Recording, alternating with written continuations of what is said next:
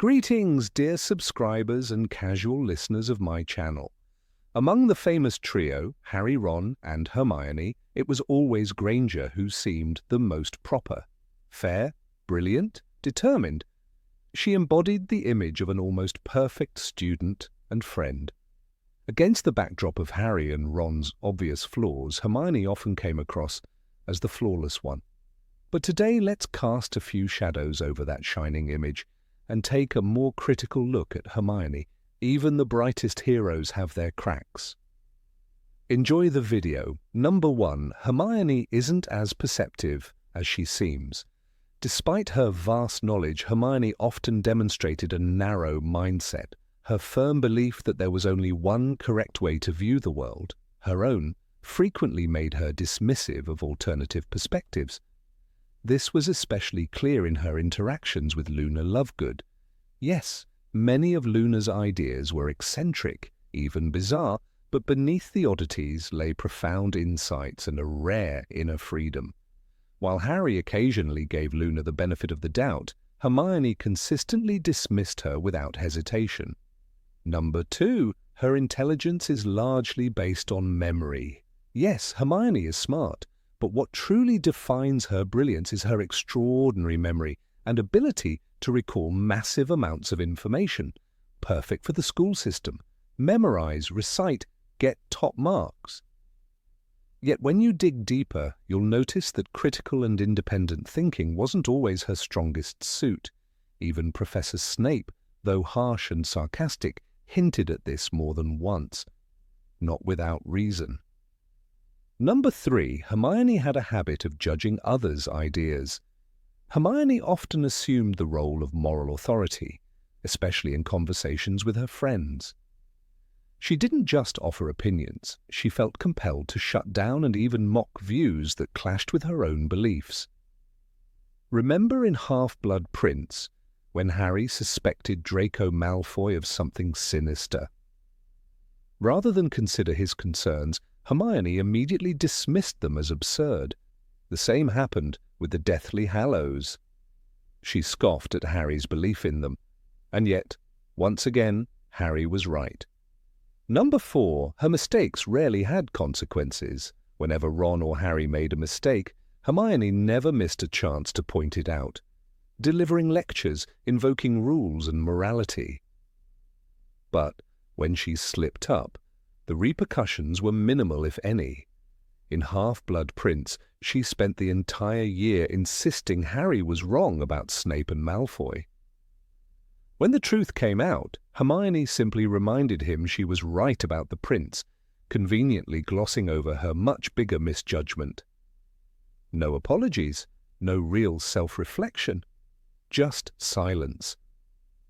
Number 5.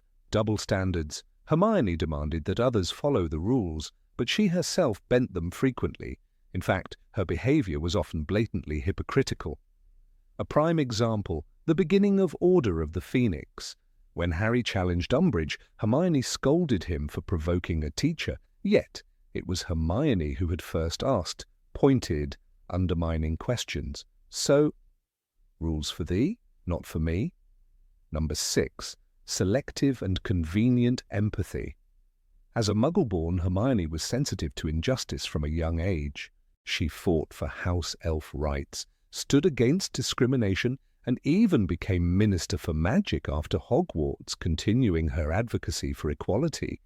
But her compassion, unfortunately, wasn't always consistent. Remember Goblet of Fire when she caught Rita Skeeter in her beetle animagus form? Rather than report her through proper channels, Hermione locked her in a jar and used it as blackmail. Compassion, on her terms. Law, when it suited her. Number 7. Harshness and cruelty. First impressions can be deceiving, but in Hermione's case they were telling.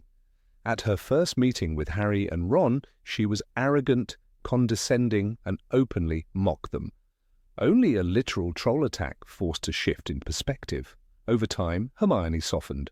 But some edges remained. She could still be cutting, especially with Fred, George, or Luna.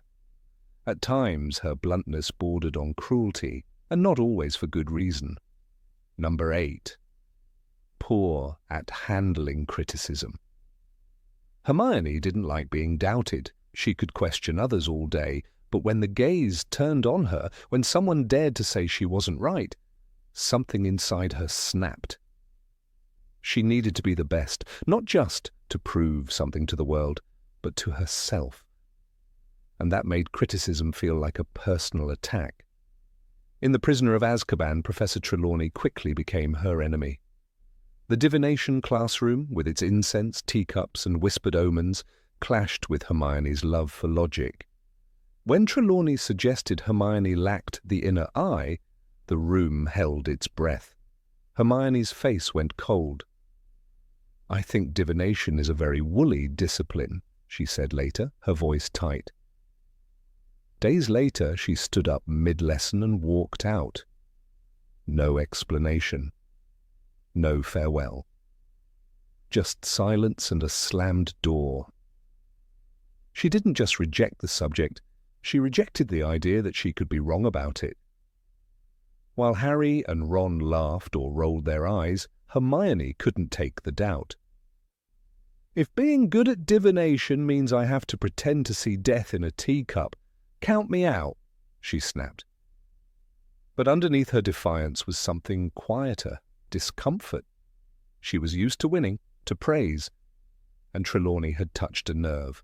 Number 9, overly pushy Hermione always meant well, but meaning well isn't the same as giving space. She hovered, she lectured. She believed it was her job to make sure Harry and Ron did everything right. And when they didn't, she stepped in, again and again, whether they asked her to or not. In the Goblet of Fire, Harry and Ron struggled to complete their homework for Professor Snape's latest essay.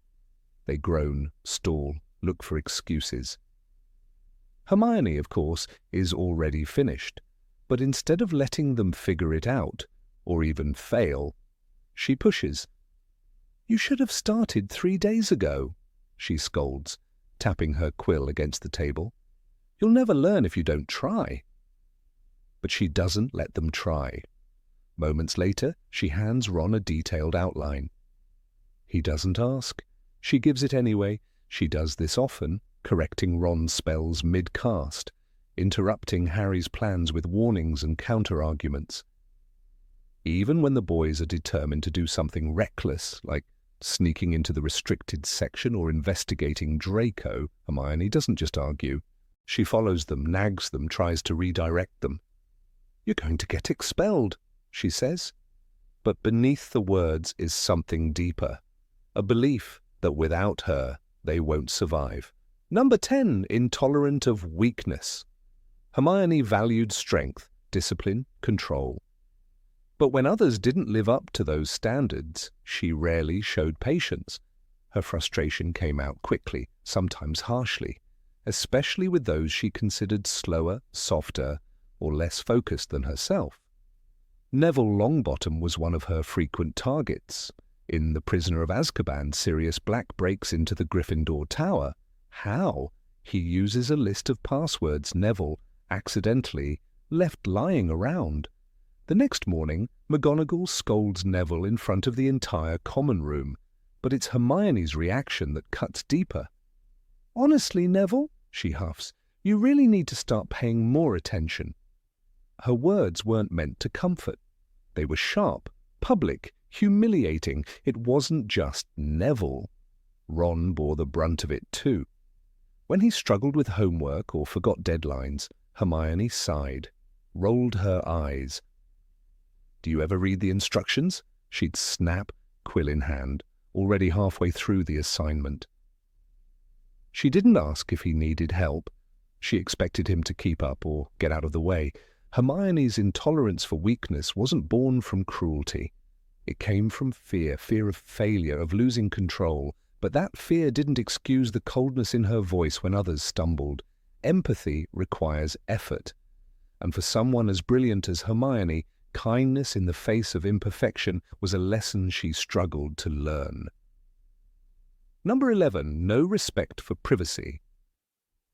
Hermione didn't always respect personal space. For someone who valued rules, she often broke the unspoken ones, the ones about boundaries and trust. When emotions ran high, she acted first and thought later. And sometimes it hurt the people she cared about most. In The Half-Blood Prince, Ron starts dating Lavender Brown. It's messy, it's public, and Hermione is furious. But instead of confronting Ron or speaking honestly, she explodes. In the Gryffindor common room, her wand lashes out. A flock of conjured birds shoot toward Ron's head. "A pugno!" she cries, voice trembling with rage. The birds attack. Ron flinches. He bleeds. And Hermione walks away without a word. Jealousy is human, but magic used in anger can wound more than skin. Her lack of respect didn't stop there. Hermione often read over shoulders, snatched letters, or grabbed parchment from friends mid-sentence. She didn't mean harm. She wanted to help, to fix, to know. But in doing so, she crossed lines. In Order of the Phoenix, she regularly interrupted Harry's private moments with questions, advice, or corrections, rarely asking if he wanted them. Her need to be involved outweighed her respect for silence. Hermione believed knowledge gave her the right to act, to interfere, to dig into people's lives because she thought she knew what was best. And while her heart was usually in the right place, her hands weren't always. They reached too far, too fast, and in those moments even her closest friends pulled away, because trust, like magic, demands care. And sometimes all it takes to break it is one spell too many. Number 12. Confidence, bordering on arrogance. Hermione's confidence could light up a room or burn it down. She believed in rules, in logic, in the right way to do things. But sometimes that belief turned sharp. She didn't just think she was right. She needed everyone else to agree, and if they didn't, well, they were probably wrong. In Half-Blood Prince, Harry stumbles upon a worn, scribbled-in potions book. It belonged to someone calling himself the Half-Blood Prince. The book's margins were filled with notes, improved instructions, alternate spells. Harry followed them, and suddenly he was top of the class in Slughorn's room. Hermione was furious. "You shouldn't be using that book," she snapped, her voice tight. "You don't know where it's come from, what that spell might do." But it wasn't just concern, it was frustration, because Harry was excelling in a subject she'd always mastered, and he was doing it by trusting a stranger's words over hers. No matter how effective the prince's methods were, Hermione refused to acknowledge their value. Even when Harry brewed flawless drafts of living death, or helped Ron with instant antidotes, she crossed her arms and clung to the textbook. "You should be following the proper instructions," she insisted. As if proper always meant better. Her pride in her knowledge left little room for curiosity. She couldn't accept that learning sometimes meant unlearning. That attitude pushed people away. Ron grew tired of her lectures. Harry, though patient, stopped arguing. The irony was cruel. Hermione, the brightest witch of her age, struggled to learn the simplest truth. Sometimes other people are right too. Her brilliance, unmatched and dazzling, became a wall, and behind it she stood alone, holding a textbook like a shield. Number 13, inability to admit mistakes. Hermione didn't like being wrong. More than that, she didn't allow herself to be wrong. When she made a mistake, she wrapped it in justifications, smoothed it over with logic, and moved on as if nothing had happened. But her friends noticed. So did readers, because even the brightest witch of her age should have learned that admitting fault is not a weakness, it's a strength.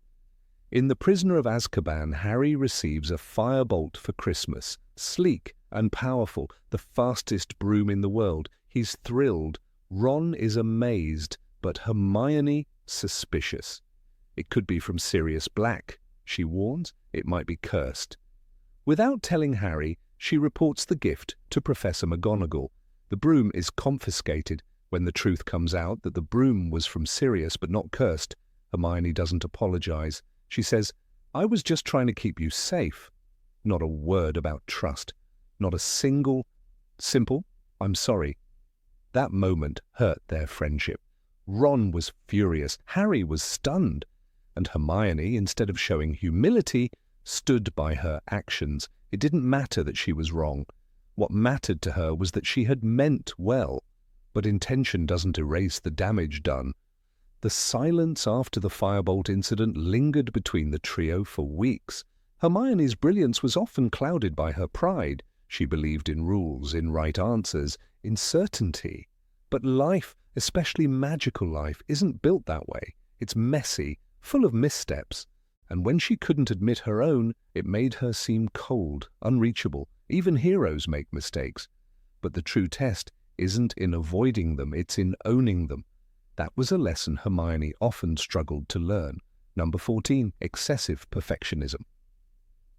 Hermione Granger always strived for perfection, but that hunger for excellence often pushed her beyond healthy limits.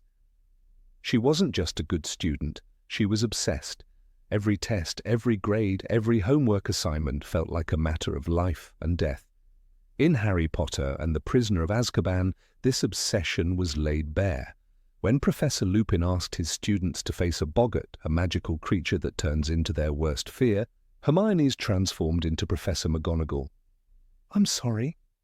"But you failed everything," said the illusion. Not Voldemort, not death, failure. That was her deepest fear. This moment wasn't just a joke played for laughs. It was a window into Hermione's anxious mind. Unlike Harry, who feared Dementors, or Neville, who feared Snape, Hermione feared not meeting expectations. She didn't just want to succeed, she needed to succeed to feel safe. Her worth was tied to her achievements. And that made her fragile. She carried books heavier than her own body. She took more classes than time would allow. Literally, she used a time turner to be in 2 places at once. Her friends noticed. Ron groaned when she pulled out yet another essay. Harry gave her looks when she panicked over getting an exceeds expectations instead of outstanding. They loved her, yes, but sometimes they couldn't breathe around her standards. During 3rd year, she snapped at them more than once, her stress bubbling into sharp words and cold silences. The more pressure she felt, the more isolated she became. What's tragic is that no one ever asked her to be perfect. Not Harry, not Ron, not even the professors, really. Hermione built that prison herself. When she said, "We could all have been killed or worse, expelled," she meant it. To her, failure wasn't just uncomfortable, it was terrifying. Number 15 takes on too much. Hermione Granger, for all her brilliance and courage, bore a flaw that was both admirable and dangerous. She constantly overestimated her capacity. Her intellect and strong moral compass made her an indispensable figure at Hogwarts, yet there were moments, striking and painful, when her desire to do everything perfectly pushed her to the edge. Her 3rd year in particular stands as a vivid testament to this overwhelming pressure she placed on herself.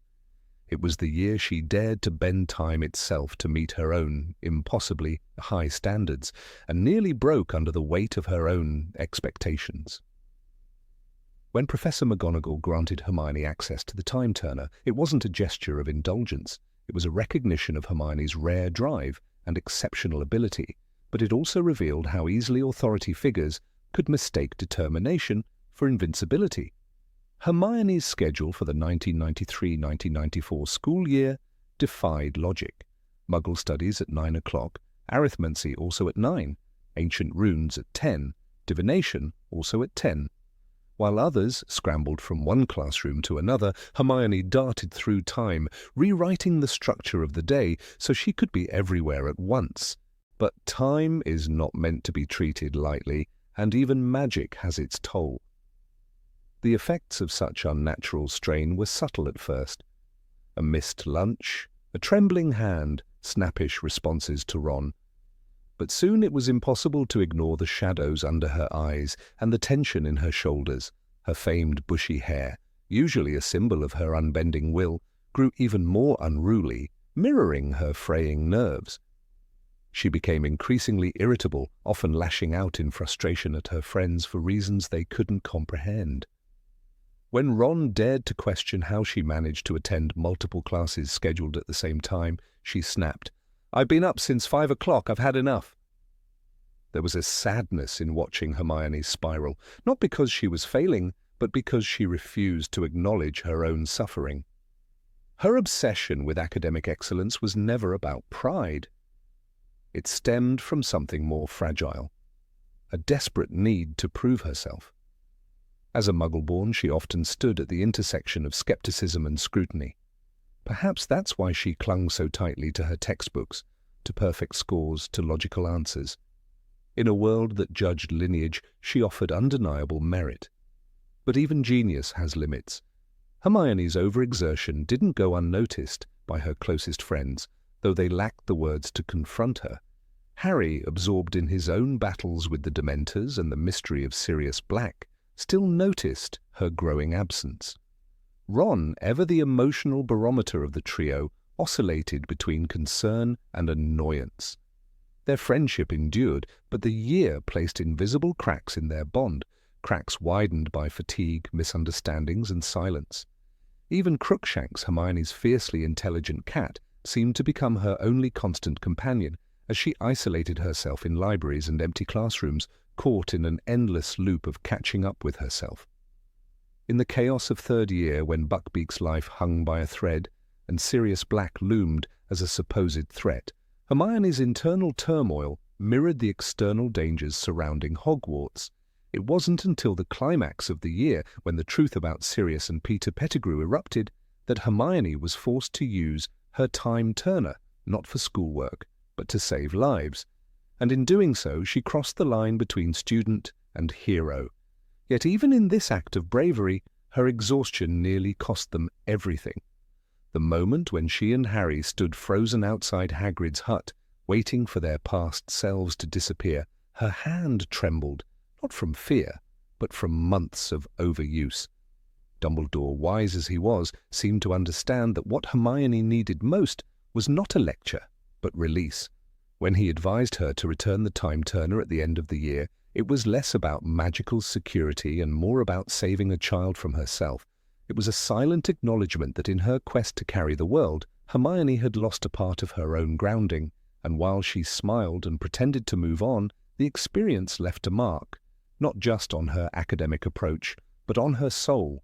Her need to help extended beyond academics. When she took up the cause of SPEW, the Society for the Promotion of Elfish Welfare, it was once again a sign of her boundless heart, and once again a burden she carried almost alone. Despite the apathy and ridicule she received, even from her friends, she persisted with knitted hats and passionate speeches. But her mission, as noble as it was, reflected another flaw. Hermione didn't always pause to consider that change, real change, required more than willpower. It required allies, patience, and compromise. She took on the systemic injustice of the wizarding world as if it were an overdue essay, and it wore her down, slowly but surely. Even during the rise of Voldemort, Hermione's role in the Resistance was not limited to what she was asked to do. She did what no one else thought to, memorizing spells, packing enchanted bags, preparing for months in the wilderness. When Harry and Ron stumbled, she carried them. When they fought, she held the trio together. Her bag held tents, potions, books, food. It was a symbol of how she always carried more than anyone asked her to. She became, in many ways, the spine of the mission to defeat Voldemort. Yet behind every moment of triumph was a young woman who barely slept, who cried in silence, who often felt alone even when surrounded by friends. When Ron left during the Horcrux hunt, Hermione broke, not with screams, but with a silence so loud that it echoed through their tent. She remained with Harry, yes, because she believed in the mission, but also because she didn't know how to stop. She had built her identity on doing what was right, on continuing even when others faltered. To stop would have meant to acknowledge her limits, to face the unbearable thought that she couldn't save everyone. And Hermione was never prepared for that. Number 16, disrespect for other people's interests. Of all the talents Hermione Granger possessed, her brilliance, her logic, her unmatched discipline, perhaps her greatest flaw, was her inability to truly understand and accept the passions of others when they did not mirror her own. this flaw often remained unnoticed, overshadowed by her heroism and intellect. Yet, in the quieter moments of her time at Hogwarts, it revealed itself in ways that, though subtle, left a lasting impact on those around her. Most strikingly, it came to life in her disdain for the subject of divination, a subject she not only disliked, but openly scorned with a kind of superiority that silenced more sensitive voices around her. It was during their third year when the students of Gryffindor first encountered Professor Sybil Trelawney, a figure cloaked in mystery, draped in flowing shawls and speaking in cryptic riddles. For many students, this new subject was a curiosity. For some, like Lavender Brown and Parvati Patil, it sparked genuine fascination. But for Hermione, divination was an affront to her understanding of knowledge itself.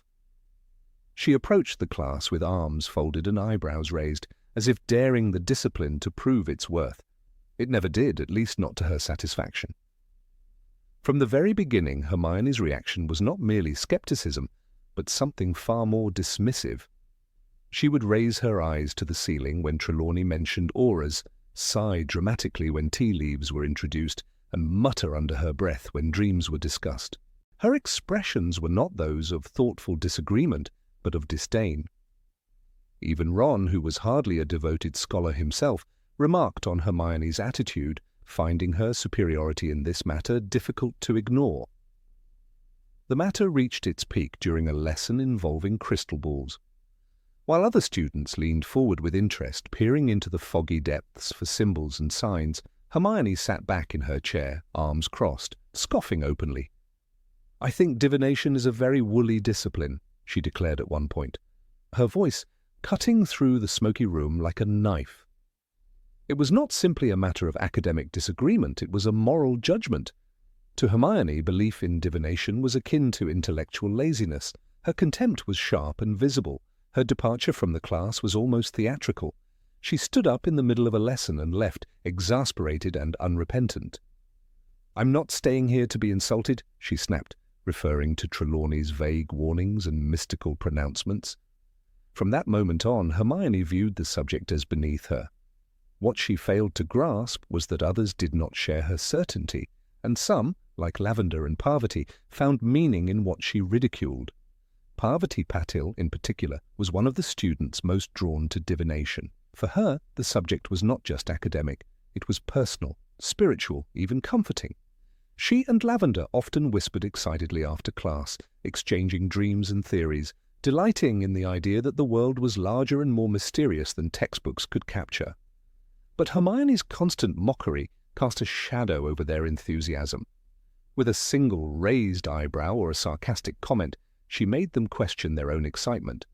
Her presence was a storm cloud over their curiosity. Even Professor Trelawney, for all her eccentricities, noticed Hermione's scorn. "You may not have the inner eye," she said once, with fragile dignity, "but there is no need to trample on those who do." It was a rare moment of clarity from a woman often dismissed as deluded, but Hermione did not take it to heart. She wore her rationality like armor, and her criticism of divination remained as cold and unwavering as stone. This attitude was not limited to divination alone. Hermione struggled to respect interests that did not align with her own, extended into other areas as well. Her treatment of Luna Lovegood is a quiet example. Luna, with her dreamy voice and belief in creatures no one else could see, embodied a world-view Hermione could neither accept nor understand. Though never outright cruel, Hermione often spoke to Luna with a barely concealed impatience, as if humouring a child caught in fantasy.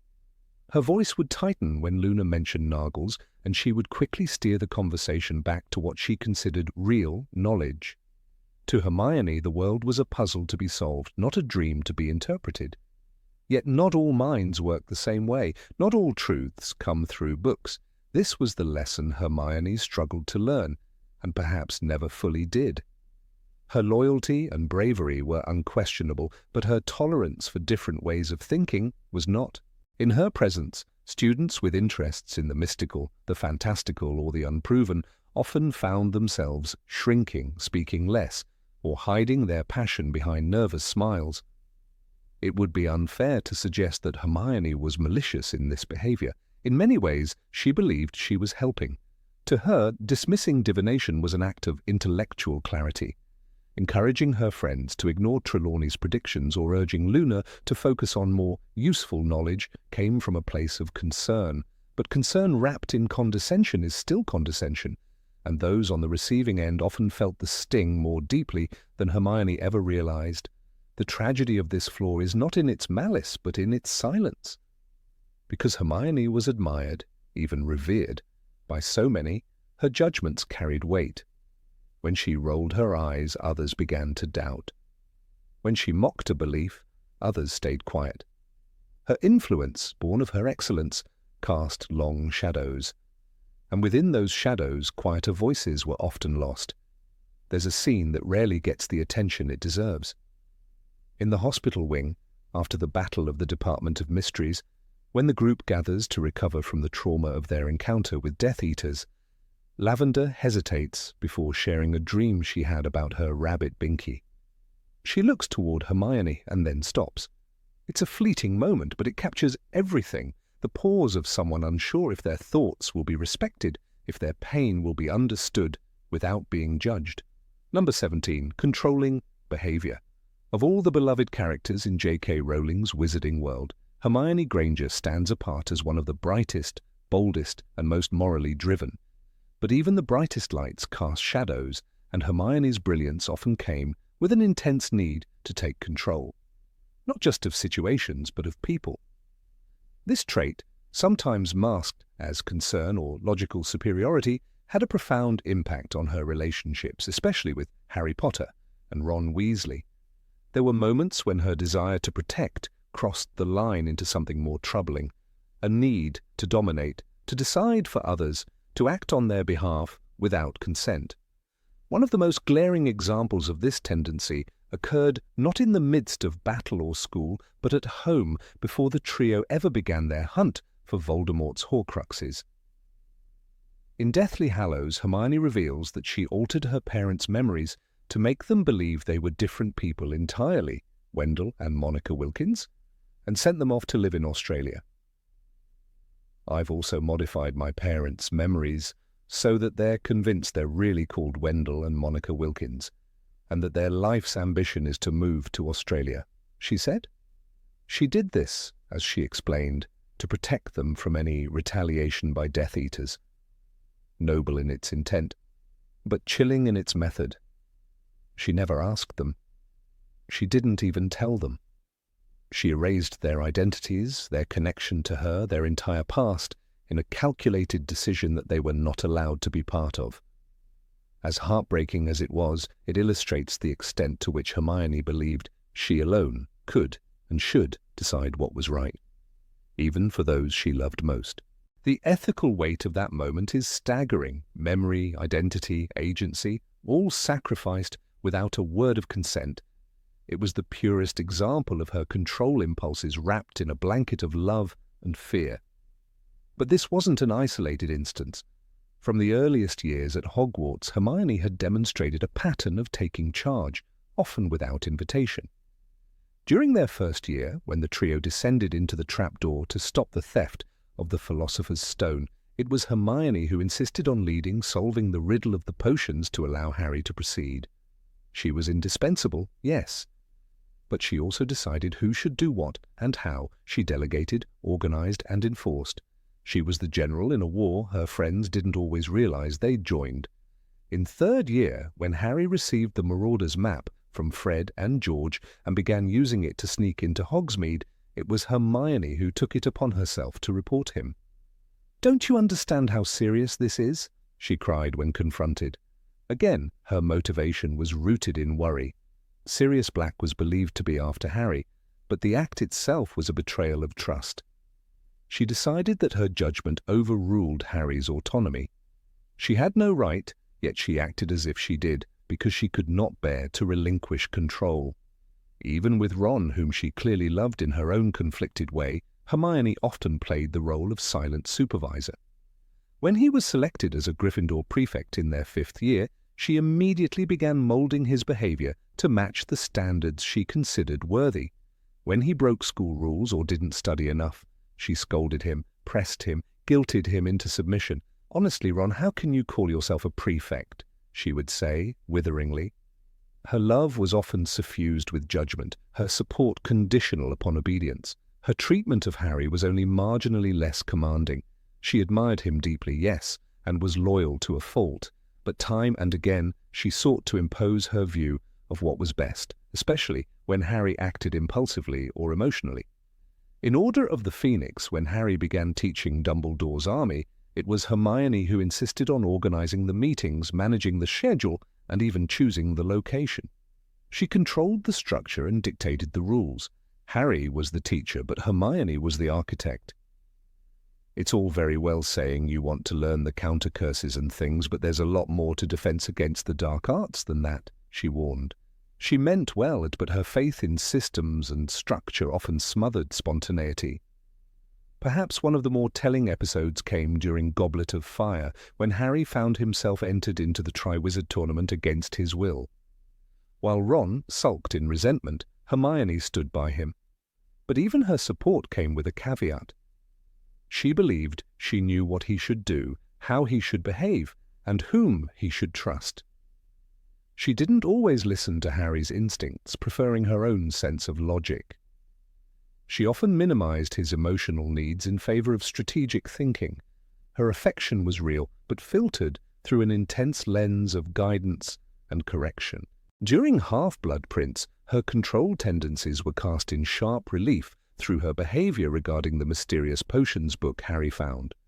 Hermione, skeptical and wary, made it her mission to discredit the book. "You shouldn't be using it," she warned repeatedly. Even as Harry's performance in potions dramatically improved, and even when the book's annotations proved helpful, she could not stand that he was relying on something she couldn't vet or control.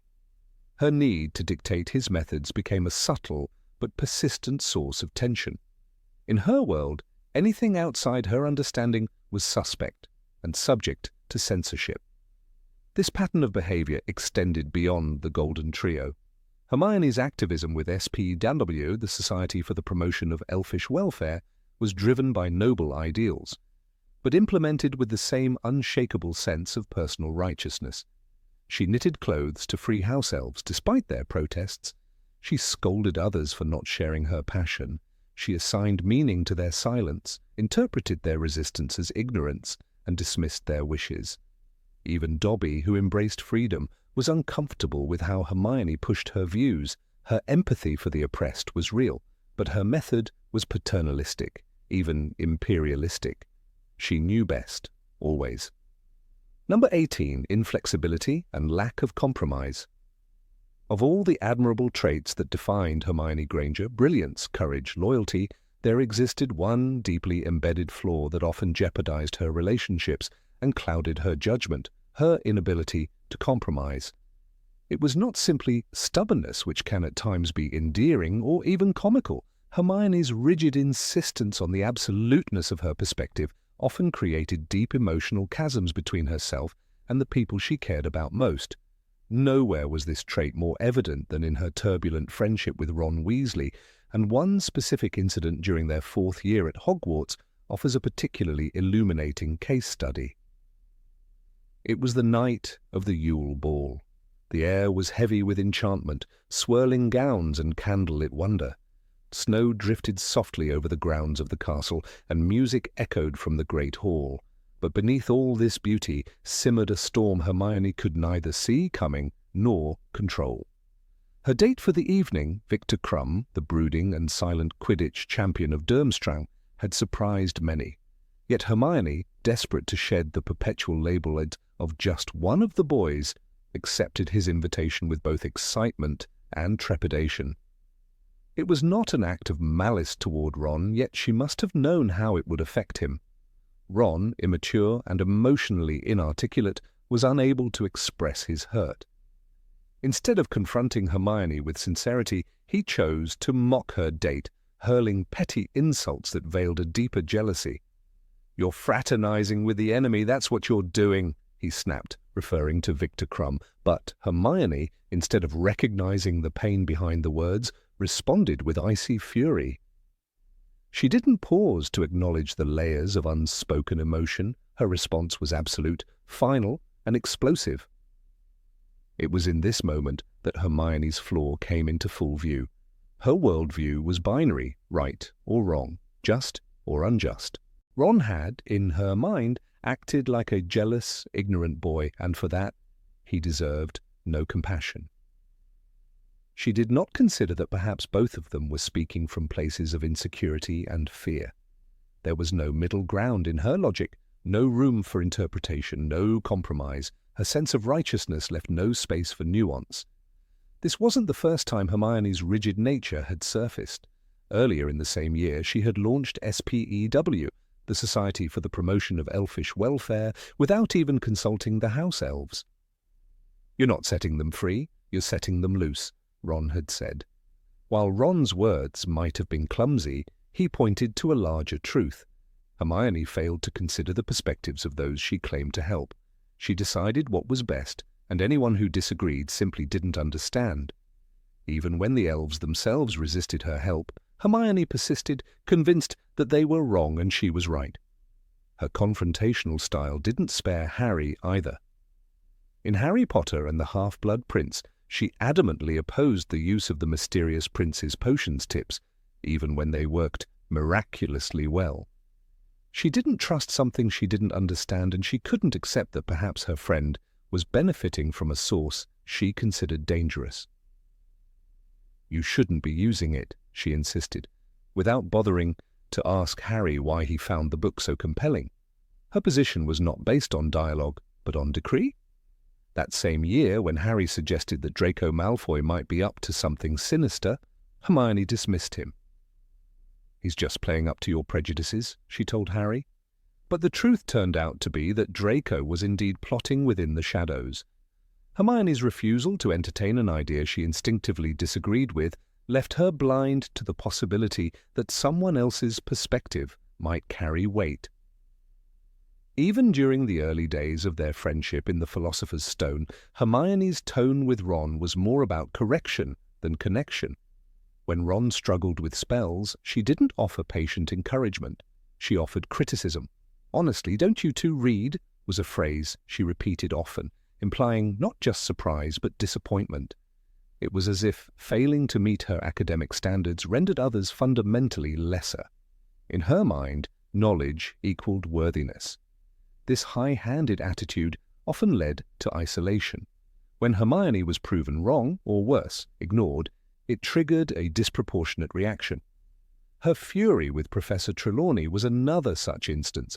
Hermione couldn't fathom a system of knowledge that wasn't empirical, and thus she ridiculed divination until the moment she walked out of the classroom in disgust.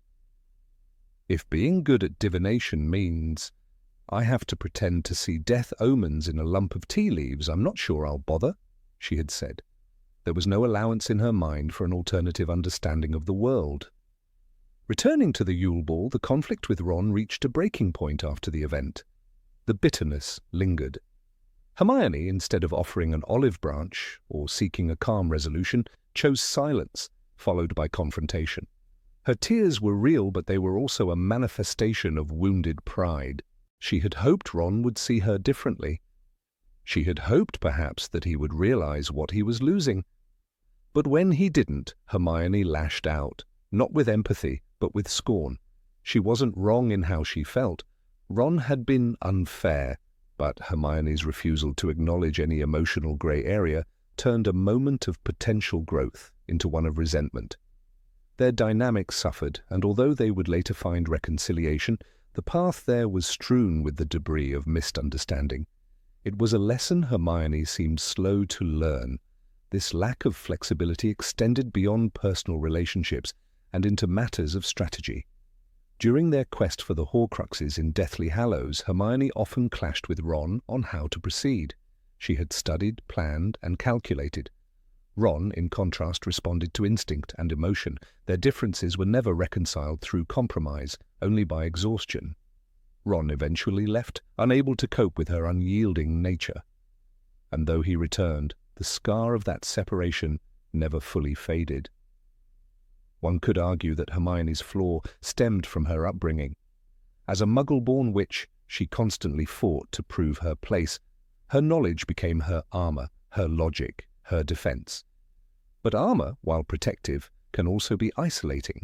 Hermione's reluctance to shed it, even among friends, meant she often stood alone, not because she had to, but because she chose to. Dumbledore once said, "Understanding is the first step to acceptance, and only with acceptance can there be recovery." This was a lesson Hermione struggled to internalize.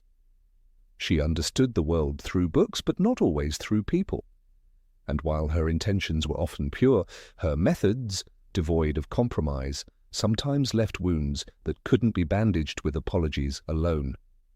In Order of the Phoenix, when Harry was overwhelmed by the prophecy, Hermione tried to impose rationality on his grief. She believed she was helping, offering facts and logical paths forward. But grief is not rational. Her approach, though well-meant, failed to meet Harry where he was. "You're not a bad person," she told him. "You're a very good person who bad things have happened to." But her words felt clinical, disconnected from the rawness of his pain. Hermione's journey is not one of villainy, but of humanity. Her flaw makes her real. She is brilliant, brave, and kind, but not perfect. And in her imperfection lies her growth. Still, it is undeniable that her inability to compromise cost her precious moments. With Ron, with Harry, even with herself. There were crossroads where a gentler word, a pause to listen, or a willingness to yield might have changed everything. This trait, perhaps more than any other, defines her as a character in progress. Hermione was not static. She evolved slowly. She began to listen more, to admit when she didn't have all the answers. But the journey there was painful and marked by instances where she placed truth above tenderness, principle above peace. It is tempting to see Hermione as the moral compass of the trio. In many ways, she is. But a compass that refuses to budge can sometimes lead one in circles. She had to learn that being right wasn't always the same as doing right. That wisdom isn't just knowing facts, it's knowing people too. And so the Yule Ball stands not just as a festive evening, but as a metaphor for the fragile dance between pride and vulnerability. Hermione arrived radiant, her transformation stunning. But her beauty was not enough to bridge the emotional divide between her and Ron, because while she changed the way others saw her, she had not yet learned to change the way she saw them. Her unwillingness to compromise wasn't born from cruelty but from fear, the fear that yielding might mean weakness. Yet in truth there is strength in yielding. It is in meeting others halfway, in finding truth in their eyes as well as in books, that real connection is born. For all her brilliance, Hermione had to learn that compromise is not surrender, but empathy in action. And in the end, it was love, not logic, that brought her the greatest lessons of all. Number 19. Subtle arrogance toward Muggles. It is a strange irony that Hermione Granger, the brightest witch of her age and proud daughter of 2 Muggle dentists, often carried herself with an unexpected arrogance toward those less informed about the non-magical world. While she championed the rights of house elves and decried blood purity with fire in her voice, she occasionally stumbled into a different kind of elitism, one grounded not in magical superiority, but in a smug sense of intellectual authority, especially when the conversation turned toward anything remotely Muggle-related. Hermione's pride in her Muggle roots was undeniable. She made no attempt to hide her background and, in fact, often embraced it as a quiet badge of honor. Yet this same pride could harden into something more pointed, especially when someone like Ron Weasley admitted to not knowing what electricity was or why planes didn't fall out of the sky. Her reaction was rarely gentle. Instead of patiently explaining, she would let her voice lilt with a mixture of disbelief and disdain, as though the ignorance of wizards regarding Muggle life was not just amusing, but embarrassing.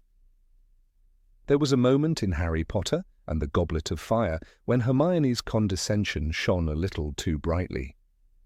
The trio was discussing dress robes for the Yule Ball, and Ron, already feeling self-conscious about his old frilly hand-me-downs, lamented about not understanding how Muggle fashion worked. Hermione, instead of offering comfort, laughed and sharply remarked, "Honestly, Ron, it's not that difficult to understand." It was a small sentence, barely a flicker in the grand tapestry of the book, but for Ron it was a familiar sting. She had once again made it clear that his lack of exposure to Muggle customs was something to be ridiculed, not kindly corrected. This pattern was not isolated. Her tone when explaining how to use a telephone, for instance, was laden with exaggerated patience bordering on sarcasm. When Harry asked how to speak into one, she responded with, "You pick it up and speak into it like this," her voice filled with the sort of flat condescension a teacher might reserve for a child stubbornly refusing to learn their ABCs. There was little room in her tone for curiosity or appreciation of the magical perspective, only a subtle suggestion that Muggle inventions were more rational, more advanced, and therefore anyone who didn't understand them was backward. Ron, who grew up in the burrow surrounded by enchanted clocks, gnome-infested gardens and self-knitting needles, was often the target of this quiet judgment. It wasn't that he resented Muggles, far from it. He was simply unfamiliar with them. Yet Hermione treated this unfamiliarity less like a gap in education and more like a personal flaw. The more Ron stumbled through explanations of batteries or television, the more she rolled her eyes, making it clear that such things should be obvious. It's important to remember that Ron never mocked her for being Muggle-born. In fact, his awe of her intelligence was often genuine. But Hermione's intelligence, when expressed without compassion, could become a barrier rather than a bridge. This was most evident when the group was planning their escape from the Ministry in Deathly Hallows, and Hermione confidently reeled off a list of government protocols and Muggle logic that Ron, understandably stressed and underinformed, couldn't follow. Rather than slowing down, she surged ahead, assuming that anyone not keeping up simply wasn't trying hard enough. Her attitude might be understandable when faced with someone like Draco Malfoy, whose sneers and superiority were designed to belittle. But Ron was no Malfoy. He was a loyal friend who, despite coming from a less educated magical family, made an effort to understand the world Hermione came from.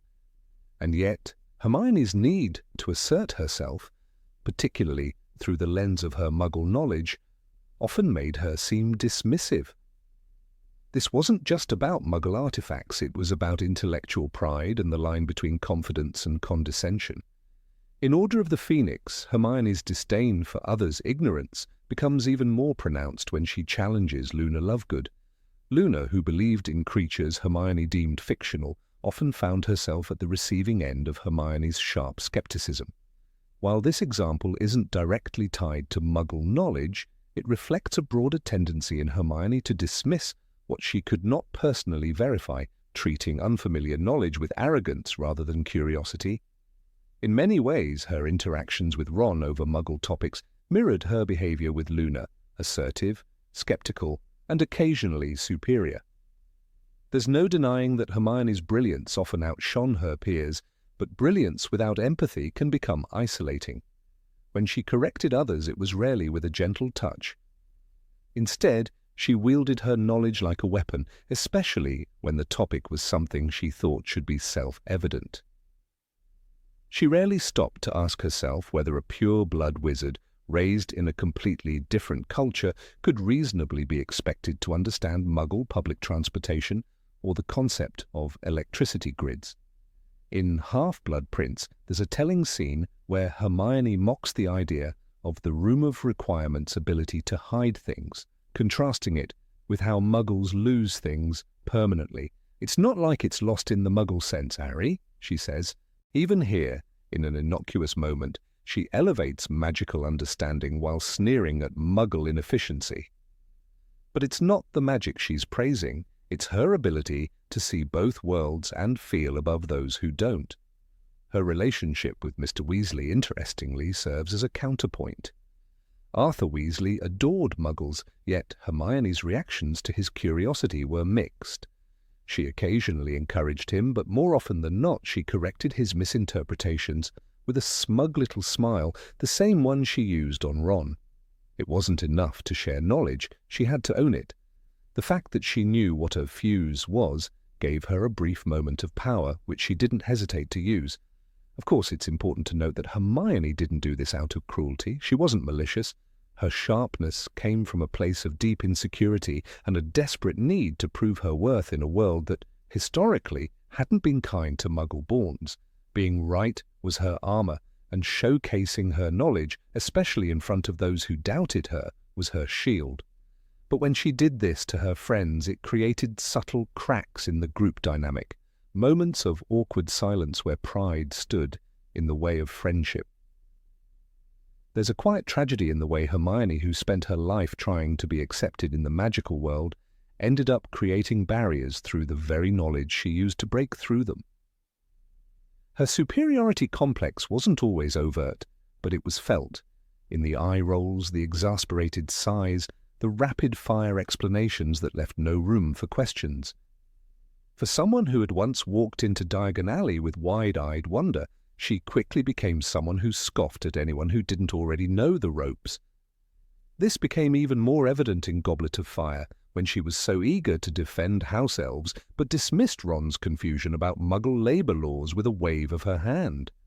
"Well, it's obvious, isn't it?" she said, glossing over the fact that to Ron it wasn't obvious at all. She assumed that her perspective, sharpened by Muggle upbringing and extensive reading, was the default lens through which the world should be viewed. Hermione's intelligence was unquestionable, but intelligence, when it distances rather than enlightens, can alienate. She often failed to recognize that condescension, even unintentional, can feel just as wounding as overt insult. Her friends rarely challenged her on this, perhaps because they respected her too much or feared the emotional sting of her rebuttals. But the silence did not mean consent. It meant quiet resignation. A feeling of being less than when they couldn't match her Muggle-savvy logic. There were, thankfully, moments when Hermione softened. Her work with the DA showed her capacity to teach with patience, and she never made Neville feel small for his magical shortcomings. But these softer edges were more evident in areas she considered magical. When it came to Muggle matters, her tolerance shrank. It's as if she expected the magical world to meet her halfway, but she rarely extended the same courtesy in return. Even Harry, who lived for years in the Muggle world, occasionally struggled to keep up with Hermione's pace. She never openly mocked him, but her explanations often carried the unspoken assumption that he should know better. The very fact that she explained things without checking for understanding spoke volumes. She didn't always seek connection. She sought validation. Her behavior toward Ron, however, remains the most telling. In their years at Hogwarts, Ron stood by her, argued with her, even loved her.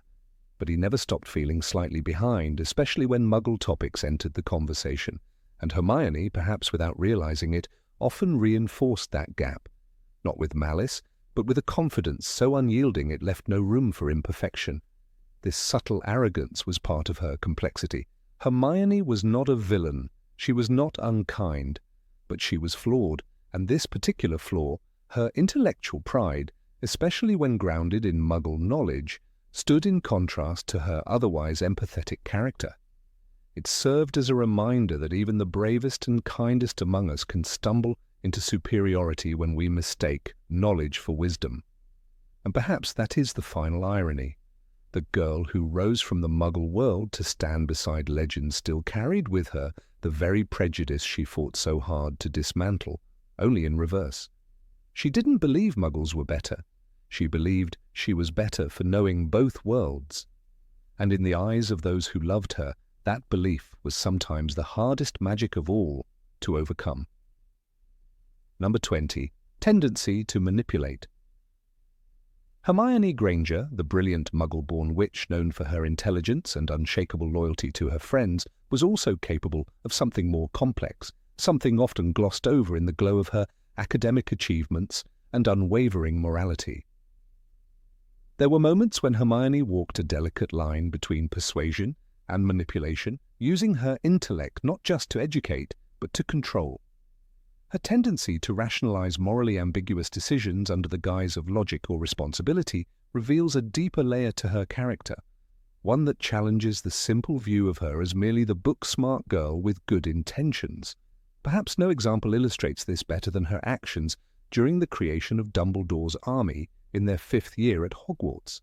Faced with the oppressive regime of Dolores Umbridge, Hermione, along with Harry and Ron, spearheaded a secret group designed to teach real defensive magic, something the new ministry-appointed professor refused to allow. From the outside, the idea seemed noble, even heroic.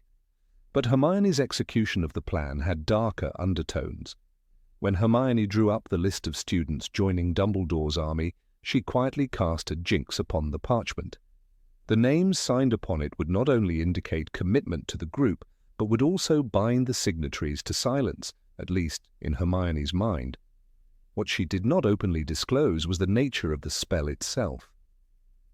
As she explained later with a hint of satisfaction, "You might have noticed that if anyone betrays us, they're in for a nasty surprise." What she referred to was a hideous hex that would cause the word sneak to erupt in painful boils across the traitor's face. Marietta Edgecombe, who eventually betrayed the group under pressure from her mother, an employee of the ministry, learned this the hard way. This wasn't just a precaution. This was premeditated punishment. Hermione didn't just ensure secrecy, she ensured suffering. And she did so without informing the members of the full consequences. There's a stark difference between urging people to protect a secret and binding them with magic that scars their skin. Her friends may have applauded her ingenuity at the time, but such an act raises difficult questions. Was this protection or control? Hermione's manipulations weren't limited to the battlefield of political resistance. Earlier in their school years, she had already shown an inclination to use knowledge as power. In their 3rd year, she famously acquired a time turner from Professor McGonagall to take multiple classes at once, a feat that impressed her peers, but she never disclosed the magical device to her closest friends until it became essential. She concealed it, deciding that they didn't need to know. Even Ron, who had become increasingly suspicious of her impossible schedule, was left out of the truth. Hermione rationed information as if she alone knew what others were ready to handle. In doing so, she subtly placed herself above them, deciding what was best not only for herself, but for those around her. Her tendency to assume control under the cover of intellect is seen again in her dealings with Professor Lockhart. In their 2nd year, when faced with a growing threat from the basilisk and the ineffectuality of the defense against the dark arts professor, Hermione worked tirelessly to find a solution. She brewed Polyjuice Potion in secret, an advanced bit of magic that even many adult wizards struggle with. But what stands out isn't just that she succeeded, it's how she directed Ron and Harry, controlling the operation without full transparency. She handed out roles, planned their moves, and expected obedience, all under the belief that she knew best. In the realm of friendship, Hermione's control often appeared under the innocent guise of logic. Consider her constant efforts to dictate Harry and Ron's behavior. Whether it was scolding them for breaking rules or dragging them into study sessions, she often appealed not to emotion, but to reason. But behind that logic was a force of will that didn't always allow for discussion. When she believed something was right, she imposed it, regardless of how her friends felt. This was not merely concern, it was strategic persuasion, often designed to lead others to the decision she had already made. Even in her compassionate endeavors, such as founding SPEW, the Society for the Promotion of Elfish Welfare, there were glimpses of this tendency. Her crusade to free house elves was noble in theory, but in practice it was executed without real consideration for the elves' own voices. She knitted clothes and left them hidden, hoping the elves would find and wear them, thus setting them free. But when the elves began avoiding the Gryffindor common room, Dobby explained that they found the gesture insulting and degrading. Hermione brushed this aside, asserting that they didn't know what was good for them. Again, she imposed her beliefs onto others under the assumption that her worldview was superior, a classic trait of manipulative behavior masked as altruism. The same dynamic can be observed in her relationship with Harry. When she disagreed with him during the Triwizard Tournament, particularly about his suspicion of Draco Malfoy or his connection to Voldemort. She often dismissed his instincts in favor of her calculated reasoning. "You're just imagining things," she would say, firmly aligning herself with what she believed was the more rational position. But in doing so, she silenced Harry's intuition, pushing him to question himself when he might have needed support instead. This pattern extended into her use of magic. Hermione was never shy about casting spells without consent, if she believed it necessary. In the 6th book, she cast a Confundus charm on Cormac McLaggen during Quidditch tryouts, so that Ron would get the keeper position. While this was done out of loyalty and affection, it was also manipulation of free will and a direct interference in fairness. She justified it to herself because she believed Ron deserved a confidence boost, but in the process, she robbed someone else of an opportunity and cheated the system. It's easy to miss the subtlety of these choices because Hermione was often right. Her plans worked. Her instincts were sharp. But that's what makes her manipulation so potent. It was wrapped in logic, stitched together with reason, and cloaked in moral high ground. Unlike villains who sought control for power, Hermione did so for order, for justice, for what she perceived as the greater good. But as history has often shown, those who act for the greater good are often those who need the most scrutiny. In the battle of the Department of Mysteries, her strategic thinking again took the reins. She orchestrated their escape and directed their movements, treating the others more like pieces on a chessboard than individuals with agency. When things went wrong, when people got hurt, it wasn't necessarily her fault, but the question lingers, did anyone else have a voice in the plan, or were they just following Hermione's calculations? Another striking example is the memory-erasing spell she cast on her own parents before the final battle. She altered their memories and sent them to Australia, making them forget she ever existed. This act, though deeply emotional and self-sacrificial, was also a monumental display of control. She didn't ask them, she didn't warn them, she decided. One could argue that it was done to protect them, but it also reveals her willingness to override others' autonomy if she believes the situation demands it. She didn't even leave them a choice. Her love in this instance became a justification for absolute power. In contrast, Harry, who often acted on emotion or instinct, rarely planned in such calculating ways. Ron, impulsive and reactive, lacked the mindset for manipulation. Hermione stood apart. Her intelligence gave her power, and she wielded it as both shield and sword. Whether through hexes, secrets, charms, or half-truths, she was capable of bending others' choices to fit her narrative. Even her famous use of the Protean charm to link the DA coins showed this duality. On the surface, it was a brilliant piece of magical innovation, allowing Harry to communicate with members secretly. But it also centralized control. Harry would decide when and where they met, and only he could signal it. Hermione's spell bound them all into a single communication hierarchy where one voice held authority. It's not wrong necessarily, but it is power. In the final book, when they hunted Horcruxes, Hermione carried the beaded bag with an undetectable extension charm. It contained everything: food, shelter, clothes, supplies. In theory, this was practical, but it also meant that she controlled the pace of their journey. She determined what they had access to and when. In moments of stress or hunger or exhaustion, it was always Hermione who decided what came next. Her control became their lifeline. There's even an argument to be made that her decision to follow Harry blindly while appearing to be loyalty was actually another form of manipulation, ensuring that she stayed close to the center of decision-making, where she could influence the course of action.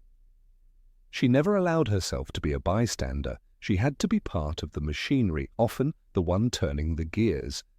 And so Hermione Granger emerges as one of the most layered and fascinating characters in the wizarding world, not just because of her intelligence or moral compass, but because of how easily those qualities blend into control.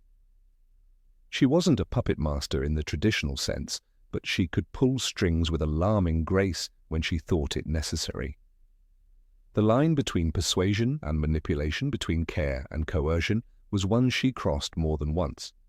She reminds us that even heroes can wield dangerous power, and that sometimes the cleverest among us are also the most capable of bending truth, warping trust, and casting spells not on our bodies, but on our decisions. Not because they are evil, but because they believe they are right. And in Hermione's world, that was sometimes all that mattered. Number 21, acts from fear, not courage. Of all the Gryffindors who walked the stone halls of Hogwarts, Hermione Granger stood as one of the most iconic. She was brilliant, disciplined, and in many ways the heart of the Golden Trio. But despite her red and gold house scarf and her daring exploits, one trait often governed her decisions more than courage: fear. In the eyes of many, Hermione was brave, and she was. But her bravery was often tempered by an overwhelming need for order, safety, and control. This deep-rooted caution, born of both her background and temperament, sometimes meant she acted not out of sheer courage, but from a place of profound fear. Her placement in Gryffindor surprised some. Hermione herself admitted to the Sorting Hat, considering Ravenclaw as a serious option. Her intelligence was rivaled by few, and her love for learning was almost sacred. But what the Sorting Hat perhaps saw was not her constant daring, but her potential for it, her untapped bravery, her capacity to rise when it mattered most. And yet that bravery was often in conflict with another force within her, a meticulous fear of things going wrong. She needed structure, she needed rules. And when Harry, who so often acted from instinct and reckless valor, broke those rules, Hermione didn't cheer him on. She flinched. One of the most telling examples of this came during their third year at Hogwarts. Harry was determined to visit Hogsmeade, even though he had no permission slip. Ron was supportive, already charmed by the idea of butterbeer and Zonko's joke shop, but Hermione, ever the guardian of safety, tried to stop him. Not because the plan was flawed or impractical. It wasn't even a concern about breaking a minor school rule. It was fear. Fear that Harry would get caught. Fear that he would be expelled. Fear that something worse, perhaps even fatal, could happen. Sirius Black, after all, was on the loose, and the Ministry believed he was hunting Harry. Hermione saw danger, and her first response was not strategy, but retreat. Her actions in that moment were layered. On the surface, it seemed like she was just being careful, but beneath that was a deeper pattern. Hermione often opposed Harry's more impulsive decisions, not because she thought they were morally wrong, but because they posed too much risk. She feared losing him, she feared the unknown, and most of all she feared what could not be controlled. This wasn't cowardice in the traditional sense. It was a protective instinct sharpened by intelligence, and a habit of calculating outcomes before taking action. But in Gryffindor, that's not always what matters most. Gryffindors leap before they look. Hermione, by contrast, looked too long. In Harry Potter and the Sorcerer's Stone, when Harry discovered that someone was after the Philosopher's Stone, he immediately planned to stop it. Hermione agreed eventually, but not before trying to dissuade him. "We could be killed, or worse, expelled," she said. It became one of the most quoted lines from the early books, partly because it was humorous, but more so because it was revealing. To Hermione, rules and order were shields against chaos, and fear of academic failure, a symbol of losing control, was real. It wasn't until Ron challenged her by saying she needs to sort out her priorities that readers fully grasped just how different her worldview was from theirs. When Dolores Umbridge took control of Hogwarts in Order of the Phoenix, Harry and Ron quickly accepted the necessity of resisting her. Hermione again hesitated. She saw the danger in defiance. She feared what might happen if they created a secret group to learn defense against the dark arts. Her caution was valid, of course. Umbridge was cruel, vindictive, and fully capable of destroying students' futures. But once again, Hermione's instinct was to wait, to plan, to consider every angle before stepping forward. It took time and convincing before she helped form Dumbledore's army. And even then she insisted on strict rules, including a signed list of names, which later led to the group's betrayal. Fear had driven her to create structure, but it backfired. Hermione's need for control was especially apparent when it came to time itself. During her third year, she took on an impossibly full course schedule using a time turner granted by Professor McGonagall. While it demonstrated ambition and brilliance, it also revealed a fear of missing out, of not mastering every subject. It was less about academic achievement and more about a compulsion to prevent failure. The very act of manipulating time suggested that Hermione could not bear the idea of imperfection. She feared limitations, time, of energy, of human capability, and tried to conquer them through control, but control is not courage. And when the time turner became a tool to save lives, not just manage her studies, Hermione finally touched the edge of real Gryffindor bravery. Her attitude toward magical creatures also exposed this inner tension. In Goblet of Fire, when she founded SPEW to protect house elves, her intentions were noble. But her methods were rigid. She tried to force other students to care. She insisted on knitting hats, hiding them so elves would unknowingly free themselves. She couldn't understand why the elves didn't want that freedom. Her fear of injustice was powerful, but so was her fear of letting go, but of allowing people to choose their own path. Gryffindor bravery sometimes means stepping back, allowing chaos to unfold and having faith that people will rise. Hermione, with all her passion, found that difficult. Even her relationship with Harry was shaped by this conflict. She trusted him, she loved him, as a friend, a brother, a hero, but she often questioned his judgment. Not because he lacked intelligence, but because he leapt without thinking. In Half-Blood Prince, when Harry became obsessed with Draco Malfoy's suspicious behavior, Hermione doubted him. She feared he was seeing enemies where there were none. But Harry was right. Malfoy was plotting. Hermione's fear had clouded her instincts, and her refusal to act on faith, to embrace uncertainty, set her apart from the archetypal Gryffindor image. In Deathly Hallows, Hermione's cautious nature both saved and endangered them. She packed the magical handbag that would later hold their entire lives during the Horcrux hunt, a testament to her foresight. But she also nearly walked away from the mission more than once. The unknown was too vast, the enemies were too many, and the safety of her parents haunted her. In fact, one of her most fear-driven acts was erasing her parents' memories to protect them. It was an act of profound love, an immense fear. She feared what Voldemort might do, she feared they would die, and she feared the guilt that would follow. Yet in the end, Hermione's journey was not about being fearless. It was about learning when fear should guide her, and when it shouldn't. Her decision to stay with Harry through the forest, through starvation and despair, through near death and betrayal, that was courage. Not the blind, roaring courage of a Gryffindor lion, but a quiet, hard-earned bravery that had to wrestle with fear every step of the way. There were moments, however, when Hermione's fear nearly broke her. At Malfoy Manor, when Bellatrix Lestrange tortured her, she was reduced to screams. Her mind, usually so quick, faltered. Her voice, usually so clear, choked. She was terrified, but when it was over, when she lay bruised and trembling, she still fought. She still cast spells. She still moved forward. Fear was real, and she didn't deny it.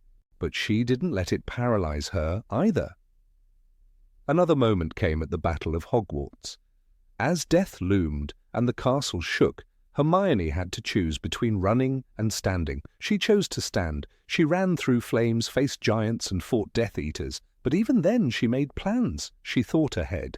She balanced fear with necessity. It wasn't showy, it wasn't loud, but it was courage born from struggle. In many ways, Hermione's relationship with fear defined her arc more than anything else. She began as a girl who quoted rules and worshipped textbooks, terrified of failure. She became a woman who could dismantle the ministry of magic from within. Her growth wasn't the abandonment of fear, but the mastery of it. That kind of bravery, the reluctant, reasoning kind, is rarer than the reckless type, and perhaps for Gryffindor more valuable. Yet the question remains, did she belong in Gryffindor at all? Or was her placement an act of faith by the Sorting Hat, a belief that Hermione would grow into her courage, not arrive with it fully formed? Perhaps the Hat knew what she would become, Or perhaps it saw the fear inside her and knew that the only way forward was through it. Hermione Granger was not the bravest student in Hogwarts, not at first. Her heart often said no where others said yes. She calculated where others charged. She paused where others ran, but when the final moments came, when fear had every right to rule her, she chose to act anyway. And that, not the absence of fear, but the decision to rise despite it, is the truest form of courage. She never wore her bravery like a badge. She didn't seek glory. She didn't need recognition. But she stood in fire when it counted. And sometimes that's more Gryffindor than roaring into danger without thought. Because at its core, courage is not about never being afraid. It's about acting when you are. And few characters in the wizarding world lived that truth more authentically than Hermione Jean Granger. Number 22, emotionally closed off. Of all the things Hermione Granger carried through the 7 tumultuous years at Hogwarts, the heaviest was not her bag nor the burden of academic perfection. It was the emotions she so carefully buried beneath logic and composure. Hidden behind walls of reason and practicality, Hermione's emotional world remained largely veiled even from those who walked beside her through every danger and every victory. Unlike Harry, who wore his trauma like a scar, not only on his forehead, but in his voice and posture, or Ron, who let his frustrations spill freely whether in jealousy or humour, Hermione's feelings simmered beneath the surface, denied, dismissed, and disguised, until the pressure forced a crack. The most vivid testament to her emotional restraint and its eventual collapse emerges in her response to Ron Weasley's budding relationship with Lavender Brown. By their 6th year, the trio had weathered mortal dangers, shared a tent during a rebellion, and faced enemies that could not be seen with the eyes alone. Through it all, Hermione remained the bedrock, reliable, brilliant, unfailingly rational. But beneath her encyclopedic knowledge and impeccable essays brewed something she could no longer ignore, the bitter sting of jealousy. Jealousy, of course, is a natural companion of unspoken affection. Hermione had grown to love Ron in her own subtle, studied way. She never admitted it openly, not even to herself, for the longest time. She stitched it instead into small acts, the way her eyes lingered on him longer than on Harry, how she rushed to his side when he was injured during a Quidditch match in the Half-Blood Prince, how she laughed harder at his jokes than anyone else did, even when they weren't particularly funny. Yet when Ron turned his attention to Lavender, parading their romance in public with noisy kisses and clumsy affection, something inside Hermione shattered. She did not weep openly, she did not confide in Ginny or seek solace in Harry. Instead, her pain transmuted into silence and sarcasm. Rowling paints it with elegant cruelty. Hermione was sitting at the Gryffindor table with her back to Ron and Lavender. Her face was turned toward Harry and she was talking very fast about the fact that it was almost time for arithmancy, Half-Blood Prince. Her attempt to mask pain with intellectual detachment was classic Hermione, but the strain was visible. The moment she could no longer contain it exploded with terrifying precision. One afternoon in the Gryffindor common room, after witnessing Ron and Lavender tangled together on the sofa, Hermione turned wordlessly and left. Harry followed her. What he found was a silent storm. Hermione seated alone, eyes dry but furious, conjuring a flock of birds that flew in tight, angry spirals around her head. When Ron appeared at the doorway, oblivious, she cast the spell without hesitation. "Opugno!" she commanded, and the birds attacked him mercilessly. Half-Blood Prince. It was one of the rare moments where her feelings erupted with physical force, no longer content to stay buried beneath charm charts and exam schedules. This explosion was not mere theatrics. It was the boiling point of years of emotional repression. Hermione had always chosen restraint over confrontation, and now the price of that choice came due in feathers and fury. The moment was painful, but it was also deeply humanizing. For all her intellect, Hermione was not above heartbreak. Yet even then she never admitted out loud what everyone already knew, that she loved him. This inability to vocalize her feelings set her apart from both Harry and Ron, who, even in their own flawed ways, were more emotionally transparent. Harry was consumed by guilt, rage, and longing, and these emotions found expression whether through shouting matches with Snape or quiet confessions to Dumbledore. Ron, though often dismissive or childish, expressed jealousy, insecurity, and affection in ways that made him emotionally accessible. Hermione, on the other hand, often hid behind wit and moral certainty. There were other signs of her emotional reserve. In The Prisoner of Azkaban, when Hermione was burdened by the time turner and the grueling academic schedule that came with it, she didn't complain. She didn't ask for help. She silently endured exhaustion and isolation until it drove a wedge between her and her friends. Only when she physically slapped Draco Malfoy, losing control for a brief moment, did anyone suspect how much tension she had stored inside. Hermione's lip trembled, and she suddenly dashed at Malfoy and slapped him across the face with all the strength she could muster. Prisoner of Azkaban. This was not a girl prone to violence. It was the breaking point of suppressed emotion. Her emotional guardedness extended even to her family. We know little of her parents, and even less of her relationship with them, except for a cold practicality in the ultimate sacrifice she made, erasing their memories to protect them during the Second Wizarding War. It was a decision of tremendous pain, yet she never discussed it afterward. She simply did what had to be done and buried the heartbreak somewhere deep beneath the surface of survival. There is something almost tragic in her reluctance to share vulnerability. It deprived her of comfort, of connection, of the relief that comes with saying, "I am not okay." Whether facing the fear of death in the Forbidden Forest or the uncertainty of war while hiding in the woods with Harry and Ron, Hermione remained the one who soldiered on without complaint. Her silence wasn't strength, it was armor. When Ron abandoned them during the Horcrux hunt, Hermione broke down, yes, but only when she thought no one was watching. She wept under the invisibility cloak of solitude, hiding even her sobs from Harry. He wrote of it simply, "Hermione cried for weeks." Deathly Hallows. But even then her grief was quiet, private, cloaked in the darkness of the tent and the long, cold nights of their mission. Her moments of emotional clarity were few, but profound. One such rare instance comes during the Battle of Hogwarts when she kisses Ron. It was not calculated, not postponed until a safer moment. It happened in the heat of danger, a spontaneous crack in the fortress she had built around her feelings. Rowling writes, there was a clatter as the basilisk fangs cascaded out of Hermione's arms. Running at Ron, she flung them around his neck and kissed him full on the mouth.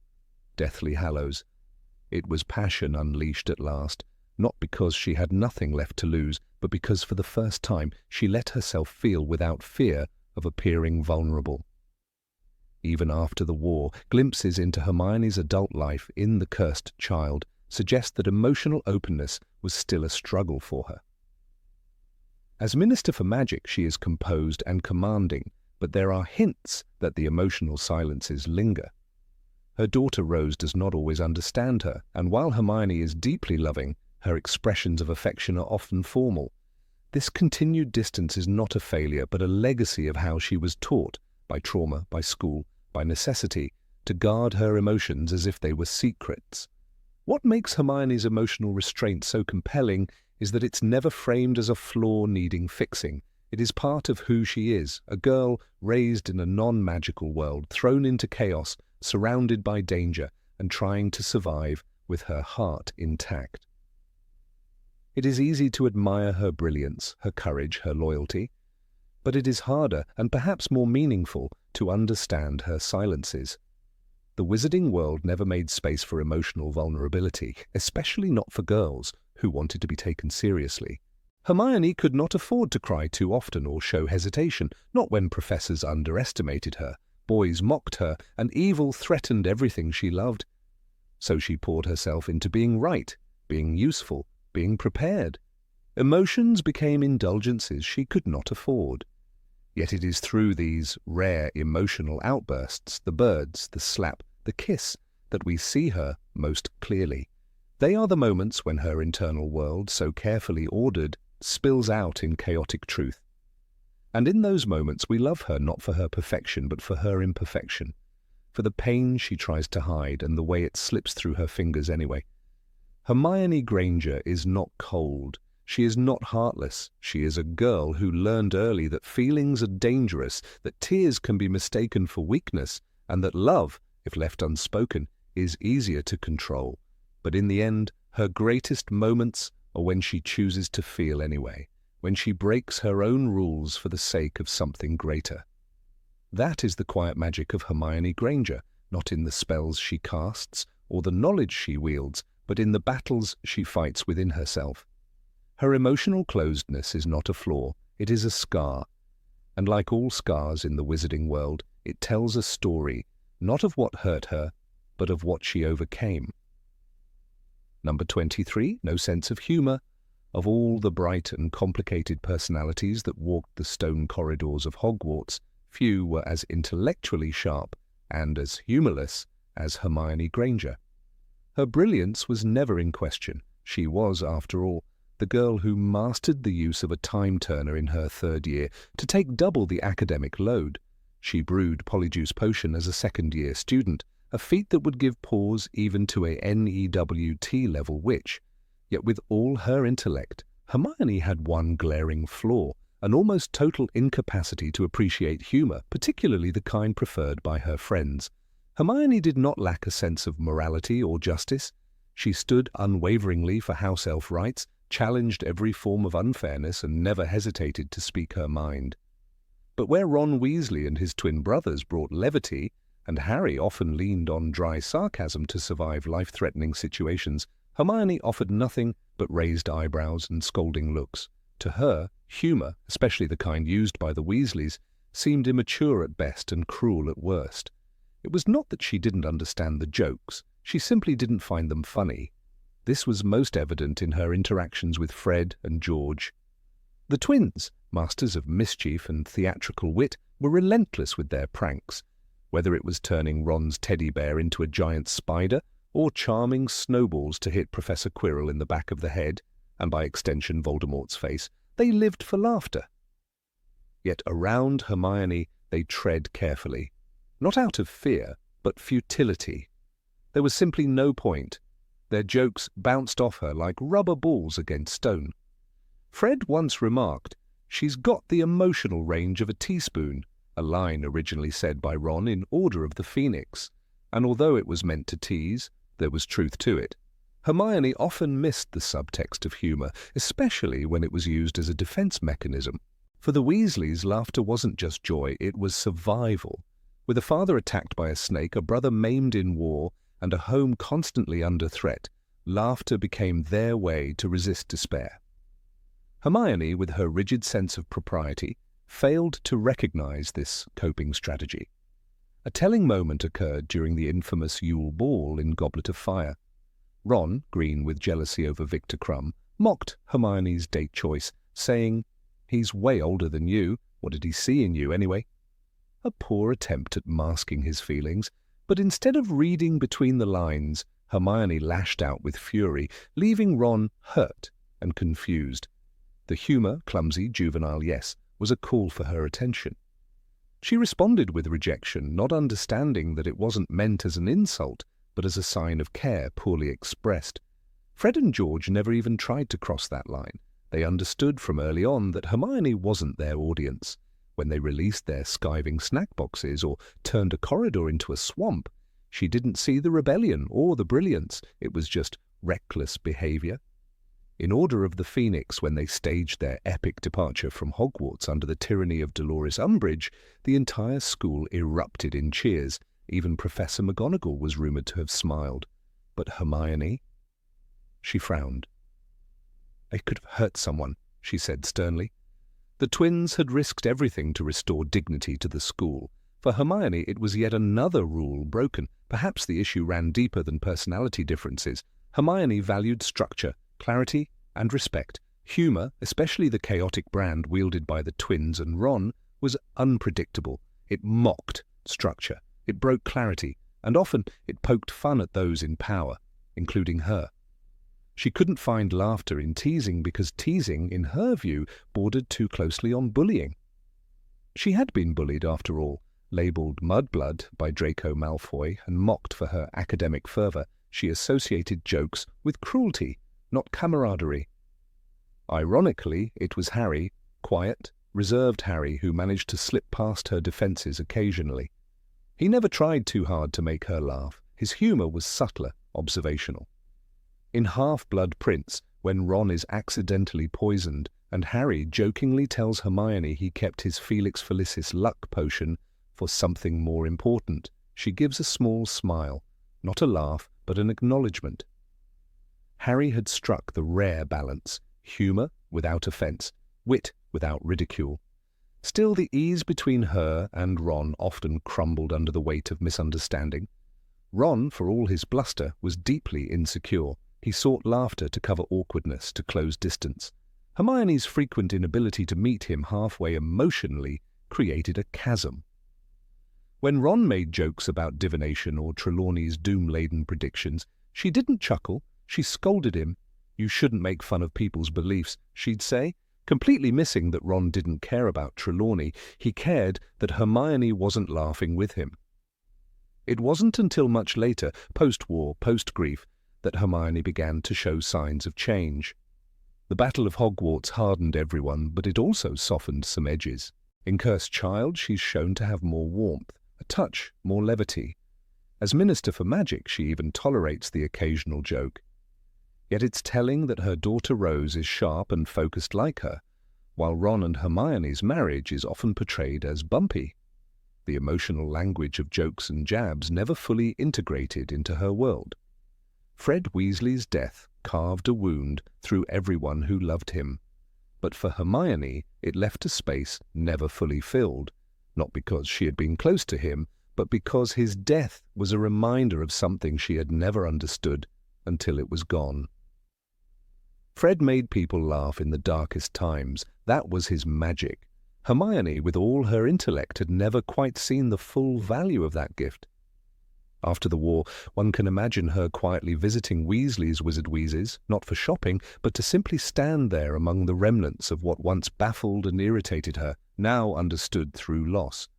There were moments, brief and fleeting, when Hermione tried to play along. In Deathly Hallows, when the trio infiltrates the Ministry, using Polyjuice Potion, Ron, transformed, whispers absurd lines about Reg Catamol's flying pigs. And for once, she doesn't correct him. She doesn't scold, perhaps because the stakes were too high, or maybe because fear finally taught her that humour wasn't a luxury. It was armour.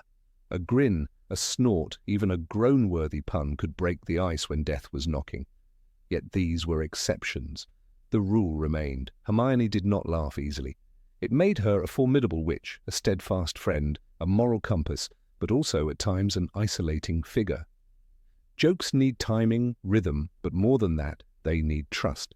Hermione's world was built on logic, and jokes rarely followed logical rules. Even in her friendships with Ginny and Luna, humour was a strange currency. Ginny's sharp tongue and fearless mockery could make anyone crack, but with Hermione, her jokes often turned into tense silences. Luna's dreamy absurdities didn't amuse Hermione, they frustrated her.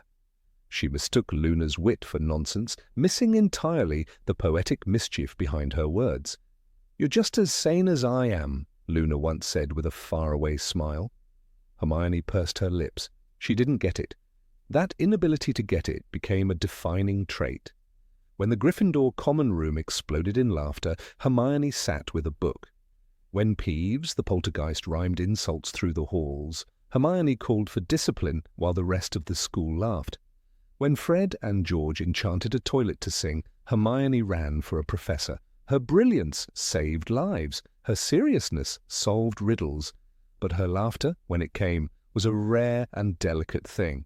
There's a scene in Prisoner of Azkaban where Buckbeak is scheduled for execution.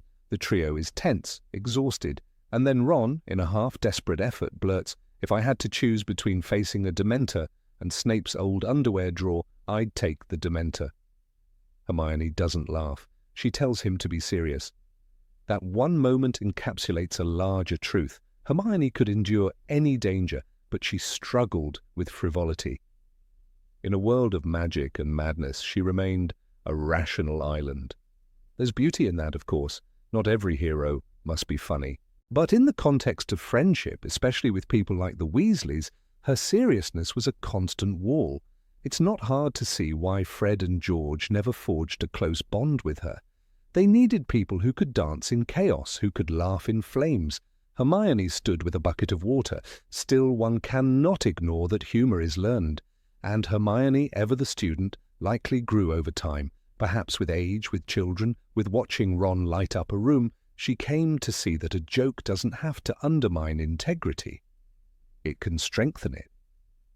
Perhaps she learned, too late for Fred but not too late for herself, that laughter wasn't weakness. It was defiance.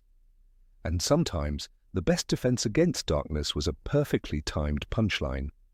In the end, Hermione Granger will always be remembered for her mind, but those who truly knew her, Harry, Ron, even McGonagall, also saw her as someone in quiet battle with her own emotional barriers. Humour may have been her final subject to master, not in books but in life, and like all great lessons it took time, grief, and a few singing toilets to sink in. Number 24 misunderstood the spirit of the magical world. Of all the students who ever walked the enchanted corridors of Hogwarts School of Witchcraft and Wizardry, few left as indelible a mark as Hermione Granger. Brilliant, diligent, and brave, she rose from her muggle-born beginnings to stand as one of the most powerful and influential witches of her generation. Yet, there was an irony that clung quietly to her legacy, a paradox often overlooked by those dazzled by her intellect. Sometimes Hermione Granger did not understand the magical world at all. Despite absorbing spells, potions, and magical theory faster than any of her peers, Hermione occasionally misread the subtle rhythm that pulsed beneath the surface of the wizarding realm. The world of magic was not governed by logic or predictability, but by ancient traditions, intuition, and an emotional fabric that often defied explanation. Hermione, raised in a non-magical household by two logical scientific minds, found herself constantly trying to fit the whimsical into the rationale, the inexplicable into the charted. Nowhere was this more evident than in her attitude toward house elves. Mistreated, hidden away, and expected to serve without question, house elves stirred in Hermione a profound sense of injustice. From her very first encounter with Dobby in the kitchens of Hogwarts to her discovery of the oppressive working conditions under which many elves laboured, she reacted with righteous fury. Outraged by what she perceived as systemic enslavement, she formed the Society for the Promotion of Elfish Welfare, or SPEW, passionately campaigning for their liberation. But she never stopped to ask the elves what they truly wanted. Winky, the house elf dismissed by Barty Crouch Sr., wept uncontrollably, not because she had been freed, but because she had been disgraced. For Winky, servitude was not a sentence, it was an identity. Winky is not liking this freedom, she said miserably in the Hogwarts kitchens. Winky wants to be working. Winky is not liking being dismissed. Hermione, to her credit, did not belittle Winky's pain. She listened. She tried to understand, but she could not accept it. The logic-driven part of her mind could not reconcile itself with a being who didn't want liberty. In this, Hermione's noble intentions clashed with the magical world's complex, often non-linear truths. House elves were magical creatures bound by enchantment and culture, a heritage rooted in generations. Hermione assumed that all beings would, like her, desire autonomy, equity, and individual rights. She applied Muggle values to a non-Muggle situation, believing her perspective universally correct. While her efforts were admirable, they lacked nuance and cultural awareness, leading to awkward moments and an ever-present sense of frustration on her part. This misunderstanding extended beyond creatures like elves. In her first year at Hogwarts, Hermione nearly lost her life attempting to follow rules rather than trust instinct.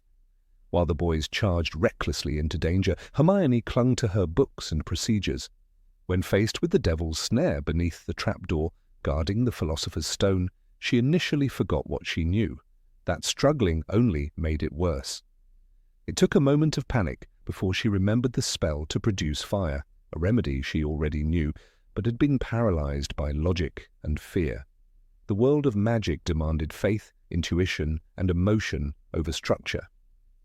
That was why divination, a subject she despised and ultimately dropped, grated against her sensibilities. Professor Trelawney's flights of mystical fantasy felt fraudulent to Hermione, who famously declared, "Divination is a very woolly discipline." Yet, in brushing it off entirely, she overlooked the very real prophecy that shaped Harry's life and dictated the fate of the wizarding world. The irony was painful. The very magic she dismissed as vague nonsense proved to be one of the most concrete truths in the entire saga. Her clashes with Luna Lovegood offered another glimpse into this disconnect. Luna, dreamy and otherworldly, believed in crumple-horned snorkax and nargles. Hermione, grounded in fact, scoffed at these notions, often dismissing Luna's beliefs with biting skepticism.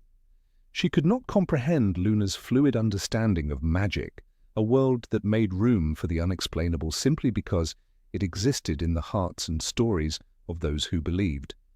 The magical world, it seemed, had room for both scientific precision and imaginative absurdity. Hermione saw only one side. Even her relationship with Hogwarts itself revealed this tension. She respected the school deeply, yet she challenged it often, correcting teachers, questioning curriculum, and breaking rules when they clashed with her sense of justice. Her use of a time-turner in her third year while approved by the Ministry was a dangerously delicate operation. She juggled multiple timelines in pursuit of academic perfection, pushing the boundaries of magic in a way that no student should. It was a dazzling feat, yet one tinged with the arrogance of someone trying to master a system they didn't fully understand. Hermione also misunderstood the role of family legacies in magical society. She was quick to condemn the Malfoys for their blood purity obsessions, which was justified, but she failed to see that the culture of ancestral pride, family history, and inherited roles was woven into the very walls of Hogwarts. To Hermione, lineage meant little unless it was earned through merit, but in the wizarding world, names carried magic, power, and expectations. She stood outside of this hierarchy, often unaware of how deep it ran. During the hunt for Horcruxes, she insisted on over-preparing for every possibility. She packed the beaded handbag with supplies, spellbooks, clothing, and equipment for every known disaster. This cautiousness saved them on numerous occasions, but it also reflected her need to control magic through planning. Harry, on the other hand, frequently acted on instinct, aided by his connection to Voldemort and his unexplainable link to the Elder Wand. Ron relied on heart and courage. Hermione needed certainty, but in a world where wands chose wizards and rooms appeared only when needed, certainty was a luxury rarely afforded. One might argue that Hermione's greatest strength, her mind, was also her greatest weakness. It was the lens through which she filtered every magical phenomenon. She saw spells as equations to be solved, not lived experiences to be felt. She viewed magical creatures through the prism of ethics and fairness, not through centuries of law and natural behavior. She was, in essence, a reformer without a full grasp of the traditions she wished to reform. Even the unbreakable vow, a magical contract she read about, was something she questioned with visible discomfort. Its binding nature, its irreversible consequences, these were foreign to someone who believed in choice and argument. When Snape took the unbreakable vow with Narcissa Malfoy, Hermione struggled to believe he would go through with it, not because she doubted his duplicity, but because the very nature of the vow seemed so alien to her structured worldview. She lacked the deep-rooted fear and reverence that born witches and wizards associated with such ancient magic. Yet, it is unfair to judge Hermione too harshly. Her misunderstandings were never born of malice, but of passion and love, for justice, for learning, and for a world she had only recently entered. She wanted to make it better, and she believed she could. She did not accept things simply because that was how they had always been. She asked why. She challenged old beliefs. In doing so, she disrupted complacency and forced others to question long-standing practices. Even if she misunderstood she was trying, this is why Dumbledore respected her, why McGonagall trusted her, and why Harry and Ron followed her so often. They saw her as the moral compass of their trio, but compasses too must be calibrated, and Hermione's took years to adjust to the magnetic pull of the magical world. It took the deaths of friends, the loss of innocence, and the crumbling of the institutions she believed in to shake her need for control. Only then did she begin to understand that magic, like life, was often irrational. In the end, Hermione learned. Not everything had to be improved, fixed, or restructured. Some things simply were. The house elves, for instance, found peace in their work not because they lacked freedom, but because they defined freedom differently. Kreacher, once surly and cruel, became loyal and kind, not through emancipation, but through respect and kindness. It wasn't policy that changed him, it was compassion. This lesson, more than any found in a textbook, reshaped Hermione's worldview. As Minister for Magic years later, Hermione Granger stood at the helm of a society she had once questioned so deeply. She carried her youthful mistakes with her, not as burdens, but as reminders. She no longer tried to rationalize every spell or free every creature. She listened more. She learned from the very people she once tried to save. The magical world, in all its chaos and contradiction, had finally become home. And perhaps that was Hermione's real magic, not the spells she mastered, nor the grades she earned, but the courage to admit she didn't always understand and the grace to keep trying anyway. Number 25 interferes without asking. Hermione Granger has always been revered as the brightest witch of her age, courageous, quick-thinking, morally driven. But brilliance, even when paired with good intentions, can sometimes walk a fine line between wisdom and arrogance. Among the many complex decisions she made throughout her years at Hogwarts and beyond, one act stands out not for its magical difficulty, but for the unsettling moral implications it carries. The memory charm she placed on her own parents before embarking on the perilous hunt for Voldemort's Horcruxes. What appeared to be an act of love and protection also revealed something deeper. Hermione's unwavering belief that her decisions were beyond question, even when they affected the lives of others in the most profound ways. She did not consult her parents. She did not explain her plan, seek their thoughts, or weigh their feelings. She simply acted. In her own words from Harry Potter and the Deathly Hallows, she explains, "I've also modified my parents' memories so that they're convinced they're really called Wendell and Monica Wilkins and that their life's ambition is to move to Australia." There is no mention of resistance or debate. The charm was final, complete, absolute. It was a severing of identity and connection in a single spell. Hermione wiped away her entire existence from the minds of the two people who had loved and raised her, and she did so alone. The horror of such an act lies not only in its power, but in its unilateral execution. Hermione didn't merely hide information or fabricate a lie to protect them. She erased herself from their reality. The decision is chilling in its scope, echoing the very control over memory and truth that the Death Eaters wielded through fear and violence. Yet Hermione did it voluntarily, with no oversight, and with full confidence in her moral justification. Her brilliance, so often a source of salvation for the trio, became the very force that stripped her parents of their agency. Hermione's decision can be understood within the context of war. She knew what lay ahead: torture, pursuit, possible death. Protecting her parents meant removing them from the chessboard entirely, and yet that is exactly the language of the strategist, not the daughter. She saw them as liabilities in a game, not as individuals with the right to choose their path.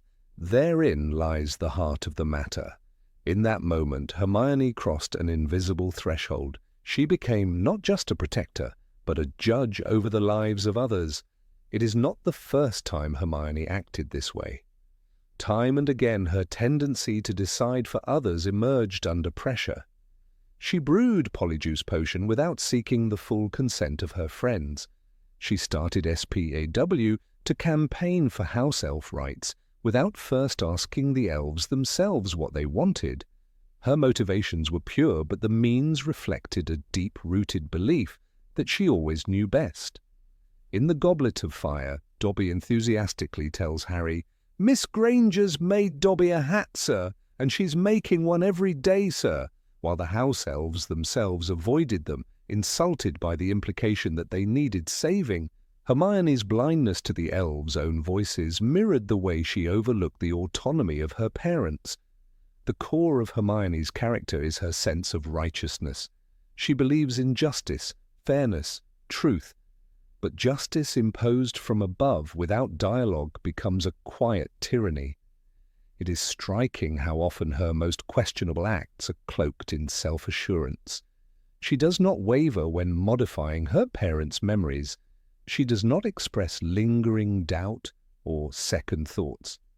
This unwavering conviction, however admirable in a war hero, grows troubling when it overrides the fundamental dignity of choice. In contrast, Harry and Ron frequently doubt themselves. Harry, especially, struggles with his decisions, questioning their consequences, seeking others' input. Hermione rarely does. Her intellect serves as both sword and shield, deflecting criticism while reinforcing her own moral compass. But the brightest minds are not infallible. And when intellect is paired with emotional detachment, as in the case of her parents, the result can be quietly devastating. There is something deeply intimate about memory. It is not simply information stored in the mind, it is identity, connection, love. Hermione's spell didn't just remove knowledge, it dismantled a bond. Her parents no longer remembered birthdays, childhood illnesses, late-night bedtime stories. All that remained were empty shells waiting to be filled with lies. The gravity of that silence cannot be overstated. And yet, Hermione chose it without permission. Could she have told them? Could she have explained the danger, the stakes, the risks? Could she have trusted them to make their own choice? Perhaps they would have agreed. Perhaps they would have embraced exile in Australia, knowing their daughter was fighting a war. But that conversation never happened. It was stolen from them, along with every memory of her. In doing so, Hermione treated her parents not as equals, but as pieces in a larger game. And this pattern reappears again and again. She takes control, not just of plans and strategies, but of people's lives. She does it to protect, she does it to win, but she also does it because she cannot let go of control. Her mind, so precise, so organized, cannot tolerate chaos. And so when chaos loomed, she erased it, in her parents' minds and in her own conscience. Even the language of her explanation is clinical. She modified their memories, modified, as if they were software subject to an update. There is no recognition of trauma, no mention of grief. The word modify conceals the brutal truth. She didn't modify. She destroyed a part of their souls and rebuilt it in her own image. The narrative gives Hermione a pass. We do not see the aftermath. We do not witness the moment she returns to them. We do not hear their voices asking, "Where have you been?" Or worse, "Who are you?" There is no reckoning, no accounting. The silence is deafening. And that silence is perhaps the greatest flaw in the story. Not because Hermione is evil, she isn't, but because her most morally ambiguous action is never truly examined. It is buried beneath layers of heroism and sacrifice. We are asked to trust her, and so we do. But that trust, like the memory of a vanished daughter, comes at a cost. If Dumbledore had cast that spell, we would have been horrified. If Snape had erased someone's identity for a greater good, we would call it manipulation. But when Hermione does it, we call it bravery. We excuse it because we know her heart. But knowing someone's heart does not erase the weight of their actions. In fact, it makes them heavier because she knew what she was doing and she did it anyway. It is easy to see Hermione's decision as a necessary evil. War demands sacrifice, but who has the right to decide what another must sacrifice? That is the deeper question. Hermione never asked, she never considered that love includes the right to risk, the right to face danger together. Her parents might have chosen to fight or to flee or to stay and hope, but that choice was denied them. There is a quiet tragedy in the way Hermione speaks of the act. She mentions it once, and then never again. The girl who fears expulsion more than death, who spends sleepless nights preparing for exams, does not dwell on the most invasive spell she ever cast. It is as though she buried it in her mind, just as she buried herself in theirs. The irony is profound. In protecting their minds, she fractured her own. We often speak of Hermione as the moral compass of the trio, but compasses, no matter how finely tuned, can still be led astray by strong magnetic forces: fear, love, pride. In this case, her compass pointed only to control. She could not bear the uncertainty of their fate, so she rewrote it. It was, in a way, the ultimate act of fear, disguised as love. And perhaps that is why it still haunts readers, because we admire Hermione, we trust her. And yet in this single decision she became something else, an architect of memory, a curator of truth. She crossed the boundary between love and dominion. And the world, even a magical one, should be wary of those who wield both love and power without accountability. Years later, in a post-war world, one imagines the Grangers at home, perhaps sipping tea in a sunlit kitchen, staring at their daughter with some unease. Perhaps they feel the odd sensation that something was taken and returned, imperfectly glued back together. They may never know what was done to them. Or perhaps they do, and simply choose to forget again, this time of their own accord. Hermione Granger saved lives. She fought evil. She shattered curses and rebuilt the world, but she also cast one spell too many, not because it was dark magic, but because it was cold and final and silent, and because it was done in love and without permission. Number 26 undermines Ron's initiative. Ron Weasley was never the loudest voice in the room, and perhaps that was what made his rare moments of courage and initiative all the more meaningful. A boy raised in the shadows of older brothers. Each one seemingly better, smarter, or more successful, Ron struggled with his self-worth from the very beginning.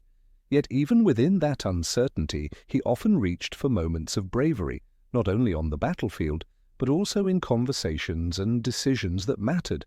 However, time and again, these attempts were cut short by none other than Hermione Granger. The trio that defined a generation, Harry, Ron, and Hermione, functioned as a unit bound by loyalty, adversity, and shared destiny. Yet within this trio, a quiet imbalance often echoed, particularly in the relationship between Ron and Hermione. Hermione, the ever-prepared, academically superior, sharp-witted voice of reason, was rarely wrong, and she knew it. Ron, by contrast, was driven more by instinct and feeling, and when he ventured to share a thought or offer an idea, he was too often met, not with acknowledgement, but with dismissal. One of the clearest examples of this dynamic took place during their third year at Hogwarts, in Prisoner of Azkaban. When Ron expressed his suspicion about Crookshanks, Hermione's cat, possibly harming his pet rat, Scabbers, Hermione dismissed his concerns outright. She didn't just disagree, she invalidated him. She accused Ron of being irrational, emotional, and overly attached. "You're just jealous, that's all," she said, brushing aside his growing anxiety. In hindsight, Ron's instincts were, in fact, correct.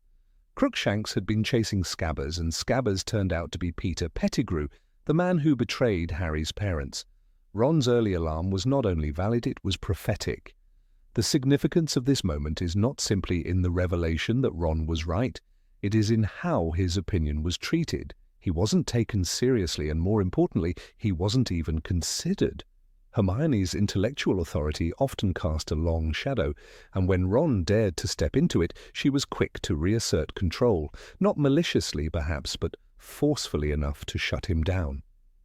Throughout their years at Hogwarts, this pattern repeated itself.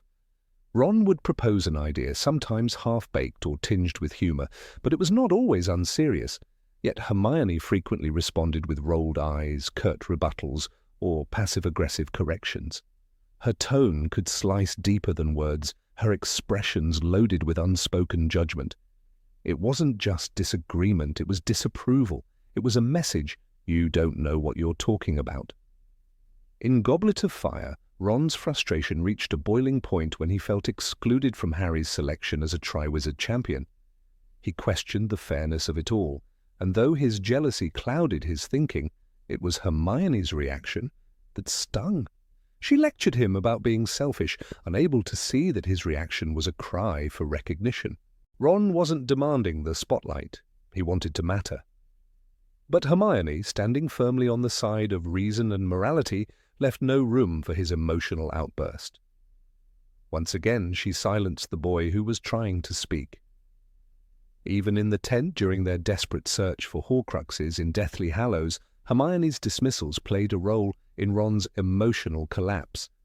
Tensions were high, resources were scarce, and tempers flared.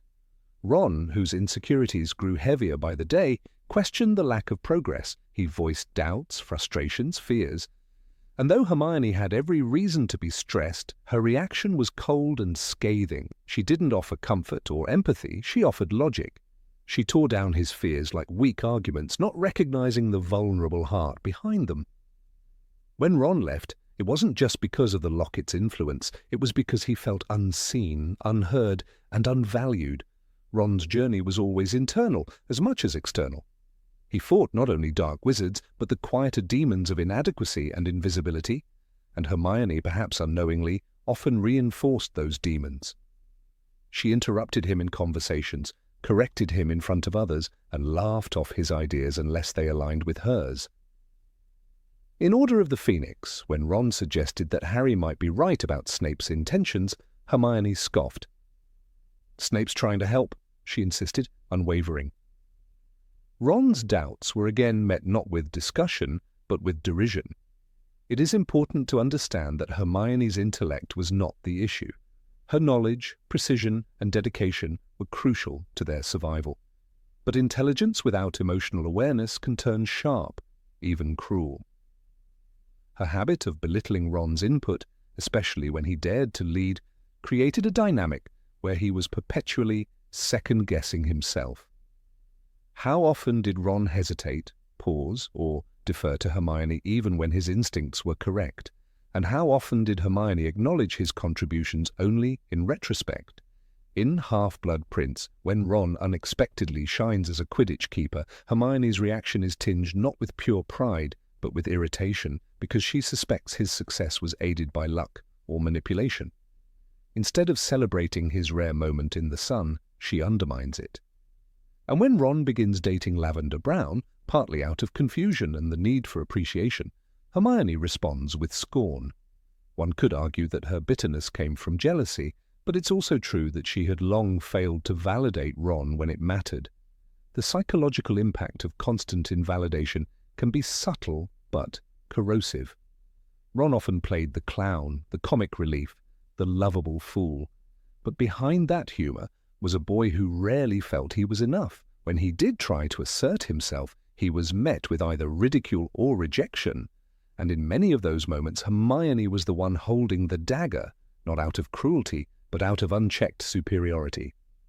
In Deathly Hallows, when Ron returns and destroys the Horcrux that preys on his deepest fears, he confronts a haunting vision of Harry and Hermione together, laughing at him, belittling him, saying he is nothing. These illusions were not plucked from fantasy, they were built from the many small moments of real life. Moments when Hermione made him feel stupid. Moments when she acted as if his ideas were not worth listening to. The Horcrux merely amplified what Ron already feared, and what Hermione, however unintentionally, had helped plant. The irony is that Ron's ideas often held more practical value than they were given credit for. He knew how to play wizard chess when others didn't. He sensed danger when others overlooked it. He offered emotional truths when others chased logic. And yet he became the friend whose suggestions were ignored until proven right. Too late to matter, too small to remember. Even when Ron finally took a stand in moments of great bravery, defying Malfoy, defending Hermione from insults, or staying to fight in the final battle, his heroism was rarely met with the same reverence given to others. Hermione rarely praised him. She loved him, eventually, but not in a way that healed the wounds she had helped inflict. Their relationship, while sincere, carried a history of imbalance. Some might argue that Hermione challenged Ron to grow, that her assertiveness pushed him beyond his limitations, and in some ways this is true. But challenge is different from suppression. To push someone to grow is to nurture their strengths, not ridicule their attempts. Too often, Hermione didn't just challenge Ron, she overshadowed him. The tragedy lies in what Ron could have been had his voice been encouraged more often. A strategist, a leader, a source of strength not just in battle, but in thought. Instead, he learned to stay quiet, to let others speak, to follow. The boy who once shouted at a troll with a broken wand in his hand became the man who waited for permission to matter. In the end, Ron remained loyal, kind, and brave, but always with a tinge of sadness beneath the surface. He loved Hermione, and she loved him. But their love, however genuine, did not erase the years of friction, of power imbalance, of swallowed words and broken pride. Their relationship, like many real ones, was flawed, shaped by youth, stress, and the unchecked habits of strong personalities clashing with sensitive souls. And yet Ron never stopped trying. He never stopped offering ideas, even when they were ignored. He never stopped being present, even when he felt invisible. That perhaps is his truest strength, not magic, not fame, but perseverance. In the silence where his words once tried to live, he stood anyway. Imperfect, unsure, but unbroken. For all the dragons he faced, the hardest to slay was the one that whispered, he wasn't enough. And for all her brilliance, Hermione never quite silenced that dragon. She might have helped build it. Number 27, emotionally blind to Harry's pain. In the long, winding corridors of Hogwarts, where destinies were shaped with spells and secrets, Hermione Granger often stood as Harry Potter's unwavering ally. She was brilliant, fierce, and organized, a force of logic in a world that often bent toward chaos.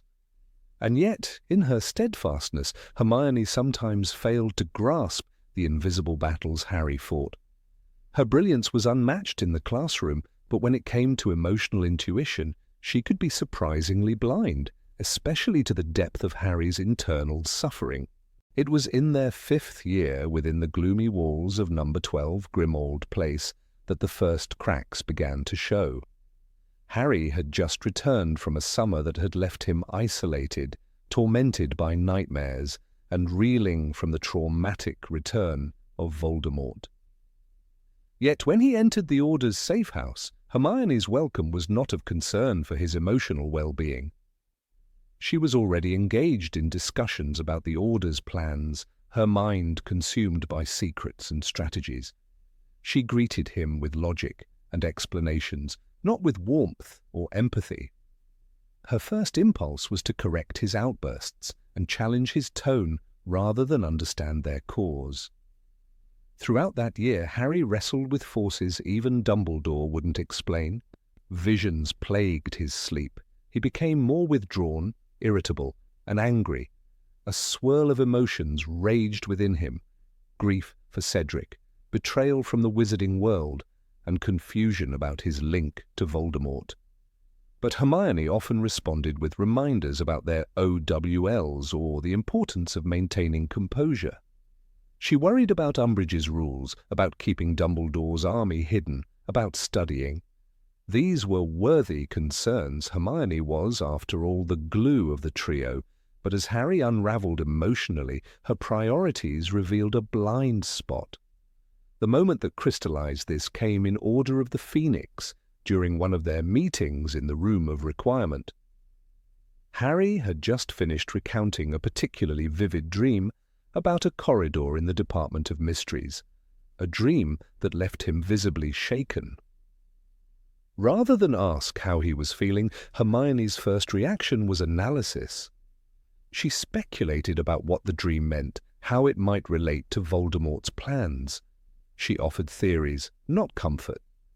Her brilliance as a strategist was never in question, but in that moment, Harry needed something far simpler.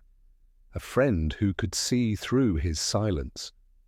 Harry's temper had grown short, yes, but it was a reflection of the pressure he was under. Hermione, always the voice of reason, frequently tried to diffuse his anger by rationalizing it away. When he exploded in frustration while at Ron, at the world, at Dumbledore, she advised calm and perspective. But she rarely asked the deeper questions. What is really hurting you, Harry? What do you need? Her focus remained on solutions, not symptoms. In trying to fix the problem, she often skipped the step of understanding it. This detachment was not malice, it was a blind spot born of her own priorities. Hermione viewed the world through a lens of order and control. She believed that if you read enough, prepared enough, planned enough, you could face anything. But Harry's pain wasn't something that could be solved with a study schedule or a charm. It was raw and shapeless, born of loss and fear. And in the moments he needed emotional connection the most, Hermione's default was preparation. When Dementors loomed in his thoughts, she didn't hold his hand. She taught him to cast a better expecto patronum. Even her effort in forming Dumbledore's army came from a place of practical defiance. She knew that Harry teaching them to defend themselves would empower the students and help Harry channel his frustration. And it worked, partially. But the underlying reason for Harry's fury was never addressed. He was screaming in silence, and Hermione was measuring his volume rather than listening to the pain behind it. At Christmas, in Grimmauld Place, Sirius tried to bring some warmth to the house that had seen too much cold.